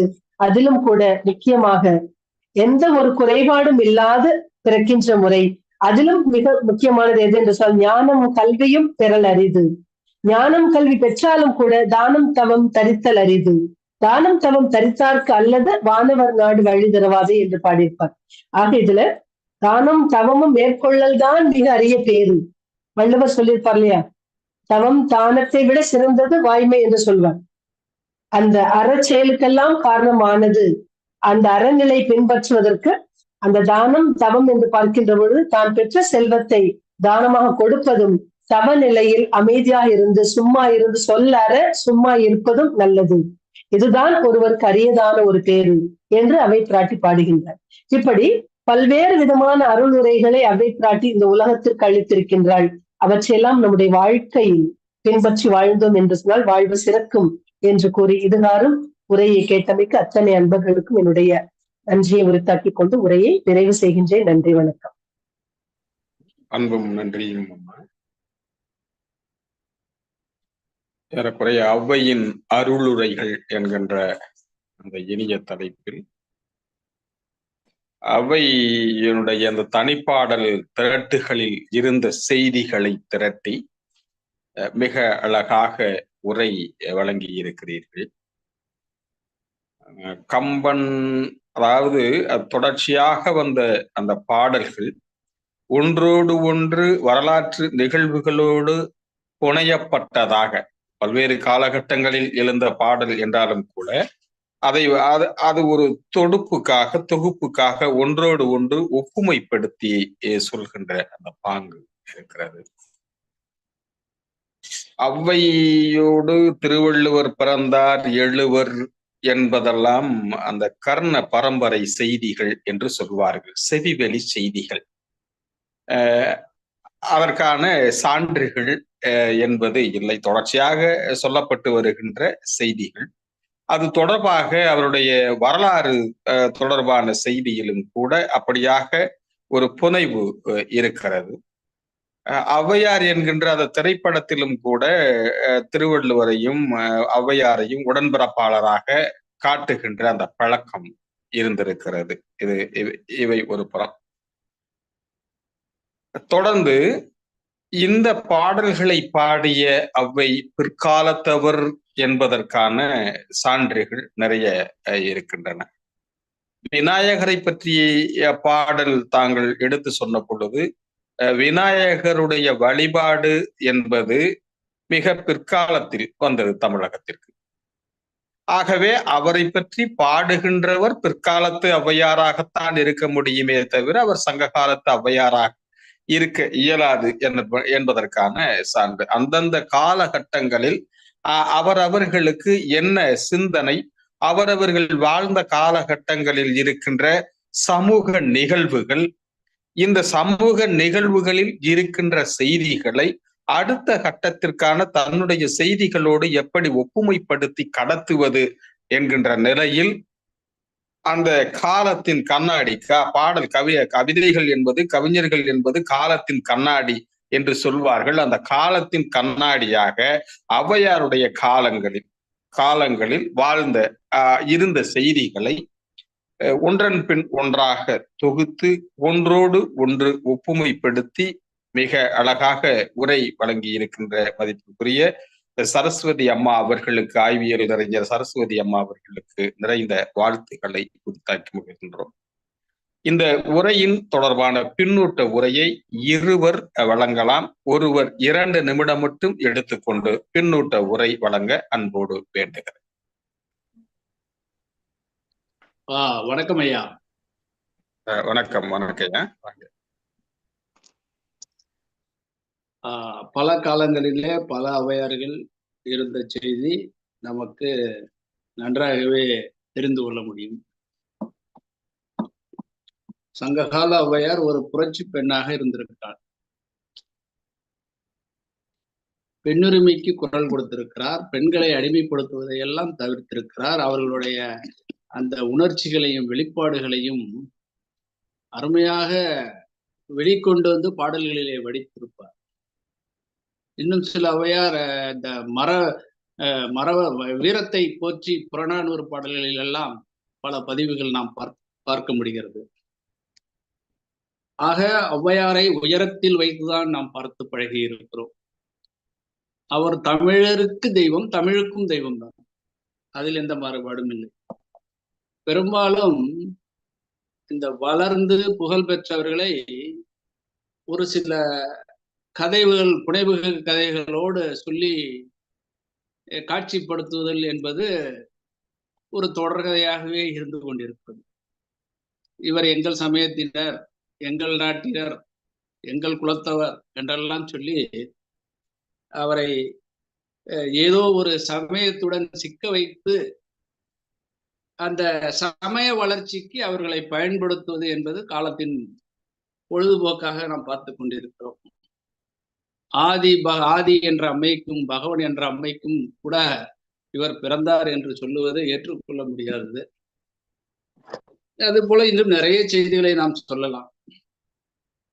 ஆக ஔவை நோன்பு என்ற அந்த நிலை கூட அவர் எங்கே பெண்களை சிறை வைத்து விடுவார்களோ என்ற ஒரு நோக்கில் தான் அவர் அந்த இதை தொடங்கி இருக்கலாமோ என்று கூட நாம் பார்க்க வேண்டி இருக்கிற காலம் உண்டு. இன்னும் ஒரு சிலர் இந்த நீங்களே சொல்லிவிட்டீர்கள், அது கடைசி அந்த கடைச்சங்கத்துக்கும் பிற்பட்ட காலத்தினுடைய ஔவையார் அவர்கள் காலத்தில் தான் இந்த சமய நோக்குட இந்த விநாயகர் அகவல் என்றெல்லாம் நாம் பார்க்கிறோம்.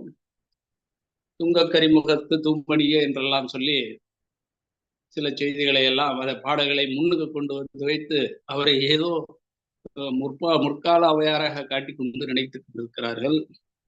கரிமுகம் என்றால் கருப்பு முகம், துங்கம் என்றால் வருந்துகின்ற கருப்பு முகத்தை கூட அவர் வாடிவிடாமல் செய்வதற்காக அந்த பாடல்களை பாடியிருக்கலாம் என்று கூட சிலர் கருத்துக்களை சொல்லுகிறார்கள்.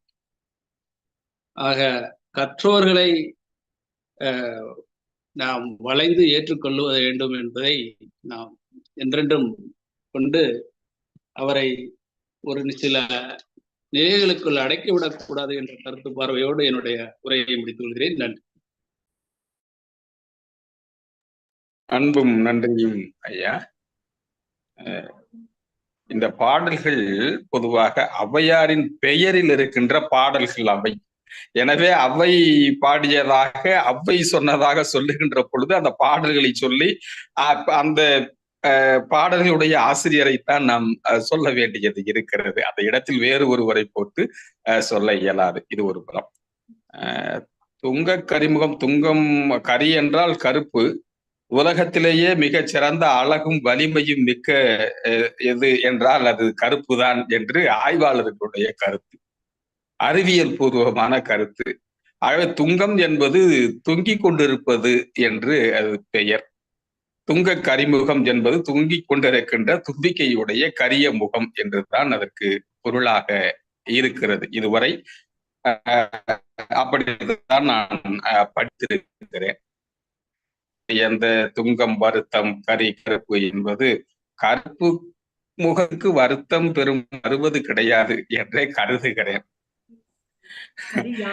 அருளியையா அவர்கள் சொல்வார், பாவாணர் அவர்களை பற்றி சொல்லுகின்ற பொழுது பாவாணர் என்னுடைய கோலம் இயற்கையிலேயே நான் அழகில் குறைந்தவன் என்று சொன்னதாகவும், அதற்கு ஒரு அருளியையா அவர்கள் கருப்பு என்பதுதான் உலகத்தில் அழகு, அது பிளாக் பியூட்டி அவர் என்று சொல்வார்.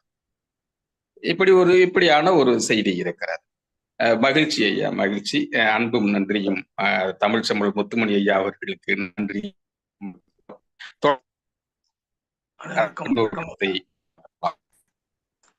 அனைவருக்கும் வணக்கம் ஐயா. வணக்கம். அம்மாவுடைய வாங்க. அம்மாவுடைய உரை மிக சிறப்பாக இருந்தது. விநாயகராக உருவான வரலாற்று கதை கூறி சொன்னாங்க. ஔவை கைலாசம் வந்து அடைந்த கதையை பத்தி எல்லாம் சொன்னாங்க. கம்பருடைய இதெல்லாம் விளக்கி சொன்னாங்க. எல்லாம் சிறப்பா, ரொம்ப அரிது கொடிது இனிது இதை போல எல்லாமே விளக்கி சொன்னாங்க. சொல்லிட்டு முதல்ல சொல்லும் போதே ஆரம்பிச்சாங்க. இட்டமுடன் நெண்தலையில் இன்றபடி என்றெழுதி விட்ட சிவனும் செத்து விட்டானோ முட்ட பஞ்சமே ஆனாலும் பாரம் அவனுக்கே அண்ணாய் நெஞ்சமீ நீ அஞ்சாதே என்ற பாட்டை சொல்லி அதனுடைய அந்த வரலாறு சொல்லி சொன்னாங்க. ரொம்ப சிறப்பா சொன்னாங்க. அடுத்தாப்புல வான்குருவியின் கூடு வல்லார்க்கு தொல்கரையான் தேன் சிலம்பி யாவருக்கும் செய்யறியாதல் யாம் பிரிது வல்லோடும் என்றும் வலிமை சில வேண்டாங்கன் எல்லாருக்கும் ஒவ்வொன்றின் எளிது என்று சொல்லி அந்த 2 பாட்டு அந்த கருத்துக்களை பூரா சொல்லி ஔவையார் அந்த அறிவியை சொல்லி சொன்னாங்க. 2வது, ஔவையார் ஒரு அறிவினை பெற்றிருந்தார் அப்படிங்கிறதுக்கு விவரம் சொன்னாங்க. அதே மாதிரி அந்த கருங்காலி கட்டைக்கு நானா கோடாரி இருங்கலை தண்டுக்கு நானும் பெருங்கானில் காரணம் மேய்க்கின்ற காளைக்கு நான் தோற்றோன்றன் ஈரிரவும் துஞ்சாதலின் அப்படின்னு சொல்லி அந்த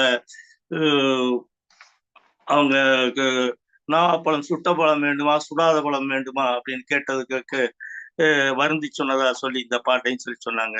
மொத்தத்துல அம்மா உரையில எல்லாமே தனித்தனி பாடலா பூரா எடுத்து சொல்லி சிறப்பித்தது மிகச் சிறப்பு. ரொம்ப சிறப்பா இருந்ததுயா. நன்றி, வணக்கம். வாய்ப்புக்கு நன்றி, வணக்கம் ஐயா. மகிழ்வும் நன்றி ஐயா. மதிப்பிற்குரிய அவர்களுக்கு தொடர்ந்து இந்த இனிய நிகழ்வின் நற்றமிழ் புலவர் பெருமகனார் அவர்கள் அன்போடு வேண்டுகிறோம். அனைவருக்கும் என்னுடைய அன்பான வணக்கம். உலக தமிழ் கூடல், தமிழோடு உறவாடும் தமிழ்களம், வைகை தமிழ் சங்கம் தேனி, நற்றமிழ் புலன் தமிழ்களம் 856. அவையின் அறிவுரைகள் என்ற ஆய்வியல் அறிஞர் அன்பிற்கினிய திருமதி சரஸ்வதி அம்மாள் அவர்கள் முதலிலே தமிழாசிரியர் மிக ஒரு இனிமையான ஒரு சொற்பொழிவை தந்தார்கள். வேழமுடைத்து மலைநாடு வேதக்க சோழவள நாடு சோறுடைத்து பூழியர்கோன் தென்னாடு முத்துடைத்து தென்னீர் வயல் தொண்டை நாடு சான்றோர் உடைத்து. இப்போ ஒரு இடத்துக்கு என்னென்ன சிறந்ததுன்னு சொன்னாங்க. ஔவையார் இந்த தமிழ்நாடு முழுக்க அவர் தான் உடைத்து எல்லாத்துக்கும். அவரு சொன்ன மாதிரி ஔவையார்னு ஒருத்தர் இருந்திருப்பாங்க. அவங்க பேரை பின்னாடி வந்தவங்க ஏதோ கொஞ்சம் வரலாறு தெரிஞ்சவங்க வச்சிருப்பாங்க.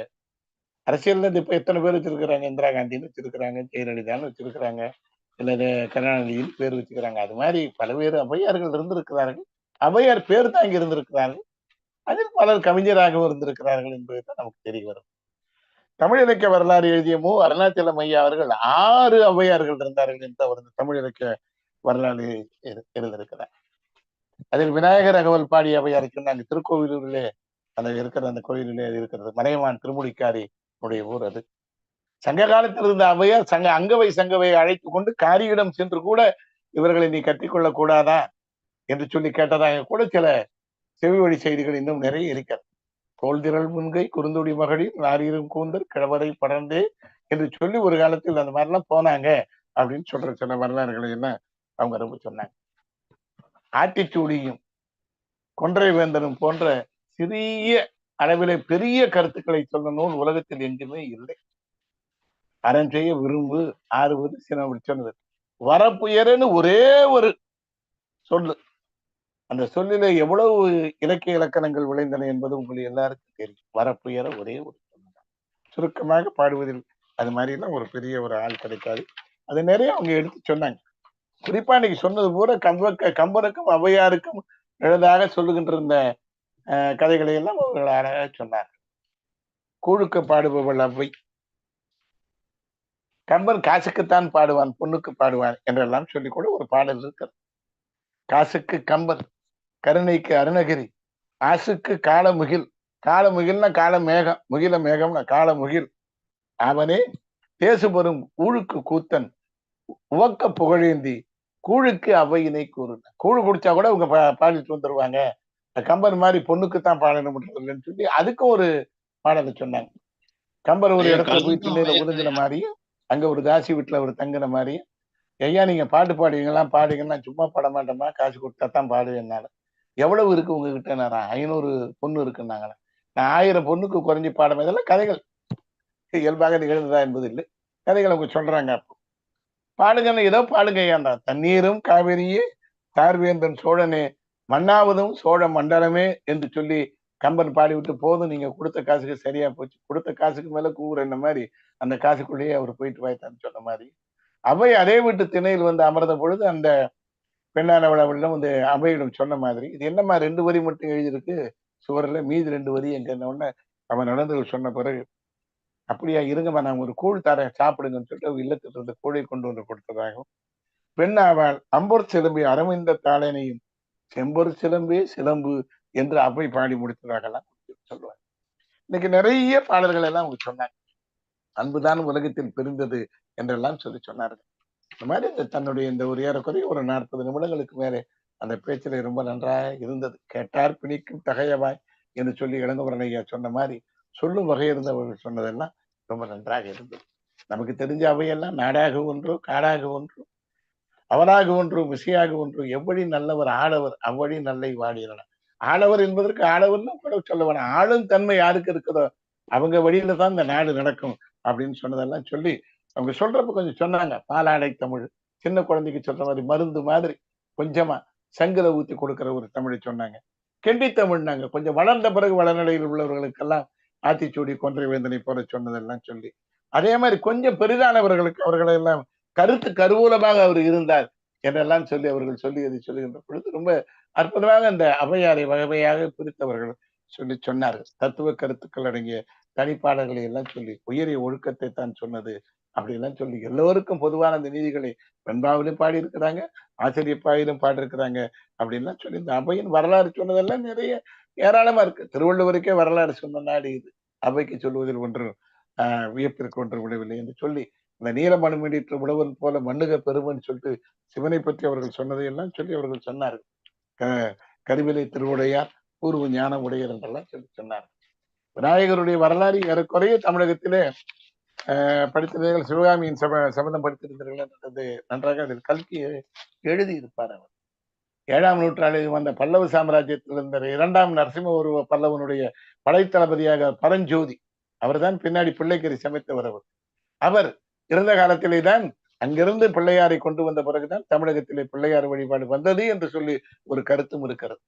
சங்கீதம் பாடுபவர்களை எல்லாம் வாராபி கணபதி வஜேதம் என்று சொல்லித்தான் பாடுவார்கள். வாராபியில் இருந்து வந்த கணபதியே என்றெல்லாம் சொல்லி பாடுவதை தான் சொல்லுகிறது பார்க்கிறோம். அதெல்லாம் சொன்னார். சோழனை பற்றி சொல்லுகிற போது நிறைய சொன்னார்கள். கால் நொந்தேன் கடிகு வழி நடந்தேன் யான் வந்த தூரம் எளிதென்று கூன் கருந்தேனுக்கு அண்ணாந்த காவிரி சூழ்நாடா இருந்து எனக்கு எங்கே இடம். எனக்கு வாங்க அமருக வருக அப்படின்லாம் சொன்னீங்களே தவிர வேற ஒண்ணு எனக்கு சொல்லவே இல்லை ஐயா. சும்மா வந்து பாடவில்லை. அந்த காலத்துல அவையார அப்படித்தான் பாடினாங்க. காவினன் என் கலப்பை சுருக்கினாங்க. ஐயா நான் கிளம்பி போறேன். நல்ல கோடாரியை வச்சுக்கிட்டு ஒரு இளைஞன் ஒருவன் காட்டுக்குள் போனால் அவனுக்கு அகப்படாத மரங்கள் உள்ளதா? எத்திசை சொல்லினும் சோறு எந்த திசையில போனாலும் எனக்கு சோறு போட ஆள் இருக்கு போடான்னு சொல்லிட்டு அந்த காலத்துல அதிகமானுகிட்டே சண்டை போட்டு வந்த ஔவையார் அவர்கள் சோழனிடம் சண்டை போட்டிருந்தது அவர்கள்லாம் ரொம்ப சொன்னார்கள். நிறைய அந்த மாதிரி பாடல்கள்லாம் சொன்னாங்க. சித்திரமும் கைப்பழக்கமும் செந்தமிழும் நாப்பழக்கமும் அந்த பாடல்கள்லாம் சொன்னாங்க. விரகர் இருவர் புகழ்ந்திட வேண்டும், விரல் நிறைய மோதிரங்கள் வேண்டும், அரையதில்லை பஞ்சேனும் பட்டேனும் வேண்டும், அவருக்கறி நஞ்சேனும் வேம்பேனும் நன்று. இன்றைக்கு அது மாதிரி கவிஞர்கள் எல்லாம் இருக்கிறார்கள். அது மாதிரி எல்லாம் இருக்கிறதெல்லாம் சொல்லி அவங்க சொன்னதெல்லாம் நிறைய பாடல்கள்லாம் சொன்னாங்க. அது இந்த வல்லருக்கு கூட எல்லாம் அவங்க சொன்ன குரல்லாம் ரொம்ப பாடல்கள்லாம் ரொம்ப அற்புதமாக சொன்னார்கள். இன்னும் நிறைய சொன்னார்கள். அவைகளையெல்லாம் ஒன்றாக சொல்ல வேண்டும் என்றால் மறுபடியும் ஒரு 15-20 நிமிடங்கள் எடுத்துக்கொள்ளும். இருந்தாலும் ஒவ்வொருவருக்கும் ஒன்று எளிது. எல்லாருக்கும் எல்லாம் செய்ய முடியாது. ஆனா ஒருவர் அவர்களுடைய திறமையில இருக்கிறார்கள். வான்குருவியின் கூடு வல்லரக்கு தொல்கரையான் தேன் கூடு சிலம்பியினுடைய வலை யாவருக்கும் செய்யாததால் யான் பெரிதும் வல்லேமை என்று வலிமை சொல்ல வேண்டாம். எல்லாம் எல்லாருக்கும் ஒவ்வொன்று எளிதுன்னு சொன்னதைத்தான் அந்த காலத்துல சொன்னாங்க. பெரியோரை புகழ்தலும் ரொம்ப அப்படி இப்படி நாங்க வியத்தலும் விரும்பி சிறியோரை எழுதலாம் அதனிடம் விரும்பி என்று ஒன்றில் பெரியார் ஒன்றில் சிறியார் அப்படியெல்லாம் சொன்னதெல்லாம் சொல்லி அவங்க சொன்னதெல்லாம் நிறைய பாடல்கள் சொன்னார்கள். எல்லாவற்றையும் சொல்லுவதை விட இந்த கீச்சு என்று கத்துக்கிற கிளியானது பூனை வந்தால் அடங்கி போகும் என்றெல்லாம் சொன்னது இன்னும் நன்றாக இருந்தது. நிறைய அறிவுரைகள் ஆத்திச்சூடி கொன்றை வேந்தன் நல்வழி மூதுரை இவர்களெல்லாம் பிற்காலத்தில் வந்தது என்றாலும் கூட எல்லாமே வந்தது. விநாயகரை வைத்து சுந்தரனை சொன்னதனால் அவரை நடுவில் வந்த ஒரு ஔவையாரை விநாயகர் அவரை தனியாக பிரித்தார்கள். காண மயிலாட கண்டிருந்த வான்கோழி என்று சங்க காலத்து பறவைகளிலே இல்லாத ஒரு காணமயிலை வான்கோழியை சொன்னதனால் அது மிகவும் பிற்காலத்தில் வந்ததாக இருக்க வேண்டும் என்று சொன்னதெல்லாம். எப்படி இருந்தாலும் ஒரு வகையிலே ஔவையார் முதன்மையானவர். எப்படி என்றால் அவர் ஆத்திச்சூடி பாடிய பிறகுதான் பாரதி ஆத்திச்சூடி பாடினான். அதை பார்த்து பாவேந்தர் பாரதிதாசன் அவர்கள் பாடினார்கள், வாணிதாசன் பாடினார். நிறைய பேர்கள் அகர வரிசையிலே பாடுகிற இந்த பாடல்களுக்கெல்லாம் முதல் வழிகாட்டி அவைதான் என்பதை நாம் கருத்தில் கொண்டால் போதும். நன்றி மறவாத அவர் தமிழுக்கு செய்த தொண்டுகள் மிக நன்றி மறப்பது நன்றன்று என்று வள்ளுவர் சொன்னது எல்லாம் அவர் தன்னுடைய பாடல்களில் வெண்பாவிலே வடித்து காட்டியிருப்போர் நிறைய சொல்லலாம். என்றாலும் இந்த காலத்தின் அருமை கருதி மிக அற்புதமான ஒரு சொற்பொழிவை என்ற அன்பிற்குரிய ஆய்வியல் நிறைஞர் ஆய்வியல் அறிஞர் ராசிபாளையத்தின் திருமதி சரஸ்வதி அம்மாள் அவர்கள் முதலில் தமிழாசிரியர் அவர்கள் தன்னுடைய இனிய சொற்பொழிவால் இன்றைக்கு ஔவையாரை பற்றி நிறைய சொன்னார். அவருக்கு உலகத்தமிழ் கூட வையை தமிழ் சங்கம் தேனி நற்றமிழ் புலனம் தங்களுடைய மேலான வாழ்த்துக்களையும் நன்றிகளையும் பாராட்டுதல்களையும் தெரிவித்துக் கொள்கிறது. நானும் வாய்ப்பிற்கு நன்றி கூறி அமைகிறேன். நன்றி, வணக்கம். நன்றிங்க ஐயா. பின்னூட்டம் வழங்கிய அத்தனை பேருக்கும் நன்றிங்க. நன்றி. மகிழ்வு. அருமையான தொகுப்புரை பேரன்பையும் நன்றியையும் குறித்தாக்குகின்றோம். இந்த இனிய களத்தினை நன்றி எதிரையோடு நிறைவு செய்ய மதிப்பிற்குரிய முனைவர் பேராசிரியர் நாசர் ஐயா அவர்கள் நன்றியுரை நவின்று நிறைவு செய்ய அன்போடு அழைக்கிறோம். வணக்கம். அனைத்து சான்றோர் பெருமக்களுக்கும் என் நெஞ்சார்ந்த வணக்கத்தையும் வாழ்த்துக்களையும் தெரிவித்துக் கொள்கின்றேன். உலகத்தமிழ் கூட தேனி வையை தமிழ் சங்கம் நற்றின புலனம் கலந்து நடத்திய நிகழ்வு 856 ஆய்வு நிறைஞர் அம்மா ஆசிரியர் சரஸ்வதியுடைய உரை. அது அறிவுரையா அல்லது தொகுப்புரையா அல்லது நீதி உரையா எல்லாத்தையும் கலந்த ஒரு உரையாக ஔவையார் தந்ததை நமக்கு தந்திருக்கிறார். வள்ளுவர் தற்சிந்தனை உடையவர். தற்சிந்தனை உடன்பாட்டு கோட்பாடு தற்சிந்தனை. ஒவ்வொரு தனி மனிதனையும் சரி செய்து சமூகத்தை சமைப்பவர். ஆனால் மற்ற கவிஞர்கள் மற்ற இலக்கியவாதிகள் புலவர்கள் எல்லாம் சமூகத்தை சரி செய்து அதில் இருக்கக்கூடிய தனி மனிதனை சரி செய்ய வேண்டும் என்று அக்கறைப்பட்டவர். அந்த வகையில் வள்ளுவருக்கு அடுத்து என்னை கேட்டால் ஔவையார் தனி மனித சிந்தனை தற்சிந்தனையை உயர்ந்து அறம் செய்ய விரும்பு என்று தனி மனிதனுக்கு சொன்னார். இப்படித்தான் ஒவ்வொரு காலகட்டத்திலும் காலத்தின் தேவைக்கேற்ப ஐயா இளங்கமன்னார் சொன்னது போல காலத்தின் தேவைக்கேற்ப 6 அவையார் நற்றமிழ் புலவர் சொன்னது போல 6 அவையார் வந்திருக்கல ஒவ்வொரு காலத்திலும் வந்திருக்கிறார்கள் என்று சொன்னதெல்லாம் அருமை. ஒரு கெண்டி தமிழ், பாலாடை தமிழ், கருத்து கிண்ண தமிழ் என்ற 3 அடுக்குகளை சொல்லி அதில் ஒவ்வொன்றும் ஆத்திச்சூடி இருக்கிறது, கொன்றை வேந்தன் இருக்கிறது, தனிப்பாடல் என்றெல்லாம் சொன்னார்கள். விநாயகரை பற்றியெல்லாம் எடுத்து சொன்னார்கள். அந்த முத்துமணி ஐயாவின் சிலம்பின் தேரல் என்கிற பகுதியிலே அந்த நூலிலே ஒரு உரை உண்டு. கருத்து பூம்புகார் நகரத்தை கடல்கோள் அழித்தது. அதற்கு காரணம் இந்திர விழா நடக்கவில்லை. இந்திர விழா நடப்பதற்கும் கடல்கோள் அழிப்பதற்கும் என்னையா காரணம்?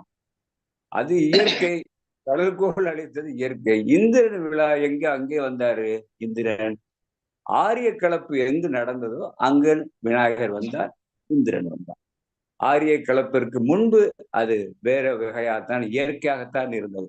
அப்படி இருந்ததுனால்தான் இளங்கோவடிகள் மாமலை போற்றுறதும் திங்களை போற்றுறதும் ஞாயிறு போற்றுறதும் என்று இயற்கையைத்தான் பாடினாரே உள்ள இந்திரனை போற்றுறதும் விநாயகரை போற்றுறதும் பாடலும். ஆக இயற்கையை பாடியவன் ஒரு இடத்திலே செயற்கையாக ஆரிய கலப்பினால் வந்ததாக ஐயா ஆய்வறிஞர் சிலம்பின் தேரலில் முத்துமணி ஐயா சொல்றது இந்த இடத்திலே பொறுத்து பார்க்க முடியும். அந்த அளவிற்கு இன்றைய சிந்தனைகளை கிளப்பி விட்டிருக்கிறது அம்மா சரஸ்வதியுடைய உரை. கண்ணப்ப நாயனாரை பற்றி எல்லாம் சொல்லி அன்பை பற்றி சொன்னார்கள். சேக்கிழார் பெருமான் 5 பேருக்குத்தான் ஐயர் என்ற பட்டத்தை கொடுக்கிறார். அதில் ஒருவர் வேடத்தை சேர்ந்த கண்ணப்பன். எண்ணத்தை பார், செயலை பார்க்காதே. அது அருமையான தத்துவத்தை அழகாக ஒப்பிட்டு சொன்னார் அம்மா சரஸ்வதி அவர்கள். கண்ணப்பனை ஒப்பிட்டு சொல்லுகிற அன்பை போட்டுகிற விதத்திலே சொன்னது மிக பிரமாதம். இப்படி ஒவ்வொன்றாக சொல்லி வரும்போது ஔவையாரின் எளிமையை சொன்னார்கள், பகட்டில்லா தன்மையை சொன்னார்கள், இயல்பான வாழ்க்கையை சொல்லி மக்கள் கவிஞர் என்றார்கள். ஆனால் கம்பன் புகழ்ச்சிக்கு அடிமையானவன் என்பதெல்லாம் ஐயா நற்றமிழ் புலவனோட தன்னுடைய தொகுப்புரையிலே சொன்னார். நட்பு, தயை, கொடை இது பிறப்பு குணம் என்று சொன்னது. அது பிறப்பால் மட்டும் வருமா, வழக்கத்தால் வராதா என்கிற ஒரு சிந்தனையும் இந்த இடத்துல இருக்கிறது. நான் இந்த உலகத்தமிழ் கூடலோடு இணைந்து இருக்கிறேன் 4 ஆண்டுகளாக. ஐயா ராஜேந்திரனிடமிருந்து சில விஷயங்களை கற்றுக்கொள்கின்றேன்.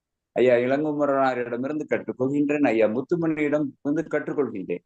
இந்த பிஹேவியர் பேட்டர்ன் என்னுடைய தயையை, என்னுடைய இரக்கத்தை, என்னுடைய கொடையை சொல்லி தந்திருக்காதா? ஏதாவது கொடுங்களே அவங்களுக்கு என்று ஒரு போன் வருகிற போது நான் கொடுக்கத்தானே செய்கிறேன். அது எப்படி பிறப்பு குணம் என்று சொன்னார்கள் என்று ஒரு சின்ன வினாவை நமக்குள் வருகிறது. அன்பற்ற மனைவியின் கையில் உண்பது கொடுமை, அது உண்மைதான். அன்பற்ற மனைவியின் அதுக்கு அவர்கிட்ட சொல்லிக்கிறாம துரோகம் போயிருந்து கூட அவையார் சொல்லியிருப்பதாகலாம் சொல்லி எல்லாம் நமக்கு அழகாக சொன்னார். அவையையும் கம்பனையும் ஒப்பிட்டு சொன்னார் அழகு. நல்ல ஒரு இலக்கிய தேடல் இன்றைய களம். அம்மா சரஸ்வதி அவர்களுக்கு என்னோட நெஞ்சார்ந்த நன்றியை உலகத்தமிழ் கூடல் வையை தமிழ் சங்கம், தேனி வையை தமிழ் சங்கம், நற்றின புலவனம் சார்பாக தெரிவித்துக் கொள்கின்றோம். ஐயா தொடக்கத்தில் குரல் சொன்னார் நற்றமிழ் புலவர் ராஜேந்திரனார். ஒரு அறம் அது வேண்டும். அந்த அறம் எப்படிப்பட்ட எந்த காலத்திலும் வேண்டும் என்பதற்கு எடுப்பாக ஐயா இளங்குமரனார் சொன்னார். அதுக்கு கால நேரம்லாம் கிடையாது, அறம் செஞ்சுக்கிட்டே இருக்கு. அப்படி ஒரு குரலை தொட்டு காண்பித்து பிரமாதமாக தொகுப்புரை வழங்கிய ஐயா நற்றமிழ் புலவர் ராஜேந்திரனார் அவர்களுக்கு நெஞ்சார்ந்த நன்றியை உலக தமிழ் கூட வழியாக சொல்லிக் கொள்கின்றோம். அதற்கு அடுத்தபடியாக பின்னூட்டம் வழங்கிய மகாலிங்கம் ஐயா அம்மா பேசியதை புறம் குறிப்பெடுத்து அப்படியே ஒரு ஜெராக்ஸ் போட்டது மாதிரி கொடுத்தார் நமக்கு. அருமை அருமை. அவர் ஒரு நகலன், அவர் ஒரு நகல் எடுக்கக்கூடிய நகலன். அந்த நகலன் திறமைக்கு நாம் நன்றி சொல்ல கடமைப்பட்டிருக்கின்றோம். அதே போல ஐயா முத்துமணி அவர்கள் எப்பயுமே பகுத்தறிவு சிந்தனையாளர்கள். அவர்கள் தன்னுடைய பாணியிலே சில கருத்துக்களை எல்லாம் விட்டு பல கேள்விகளையும் அங்கு வைத்திருக்கிறார். ஐயா முத்துமணி அவர்களுக்கும் நன்றியை தெரிவித்துக் கொள்கின்றோம். ஐயா இளங்குமரனார் தலைமை உரையிலே ஒரு நல்ல தீட்டலாக சொல்லி அறத்திற்கு நேரம் காலம் எல்லாம் தேவையில்லை என்று சொல்லி கேட்டார் பிணிக்கும் தகைவரும் சரஸ்வதி அம்மாள் என்று அம்மாவை அறிமுகப்படுத்துகிற போது கேட்டார் பிணிக்கும் தகைவார் என்று சொன்ன அந்த அருமை, இதற்கு ஐயா இளங்குமரனாருக்கும் நான் நன்றி சொல்ல கடமைப்பட்டிருக்கின்றோம். ஆக இன்றைய களம் ஐயா கவிஞர் திராவிடமணி கலந்து கொண்டார். யாழ்ப்பாணத்திலிருந்து ஐயா ராஜேந்திரா கலந்து கொண்டார். நல்லதம்பி கலந்து கொண்டிருக்கிறார். அம்மா நல்லாசிரியர் மல்லிகா கலந்து கொண்டார். இத்துணை அரிய அறிஞர்கள் எல்லாம் நம்மோடு கலந்து இந்த களத்தை நிறைவாக ஔவையாருடைய அருளுரையாக, நீதி உரையாக, ஆசி உரையாக நமக்கு தந்திருக்கிறார்கள் அம்மா சரஸ்வதி. இந்த களத்தை நான் நன்றியோடு நிறைவு செய்கின்றேன். அடுத்த நிகழ்வு வருகின்ற வெள்ளிக்கிழமை இரவு இன்னொரு ஒரு நிகழ்வோடு சந்திப்போம். அதுவரை நன்றி கூறி விடைபெறுகிறேன். நன்றி, வணக்கம் ஐயா. நன்றிங்க ஐயா. வணக்கம் ஐயா. வாழ்க செந்தமிழ். வாழ்க தமிழ். வாழ்க தமிழ்.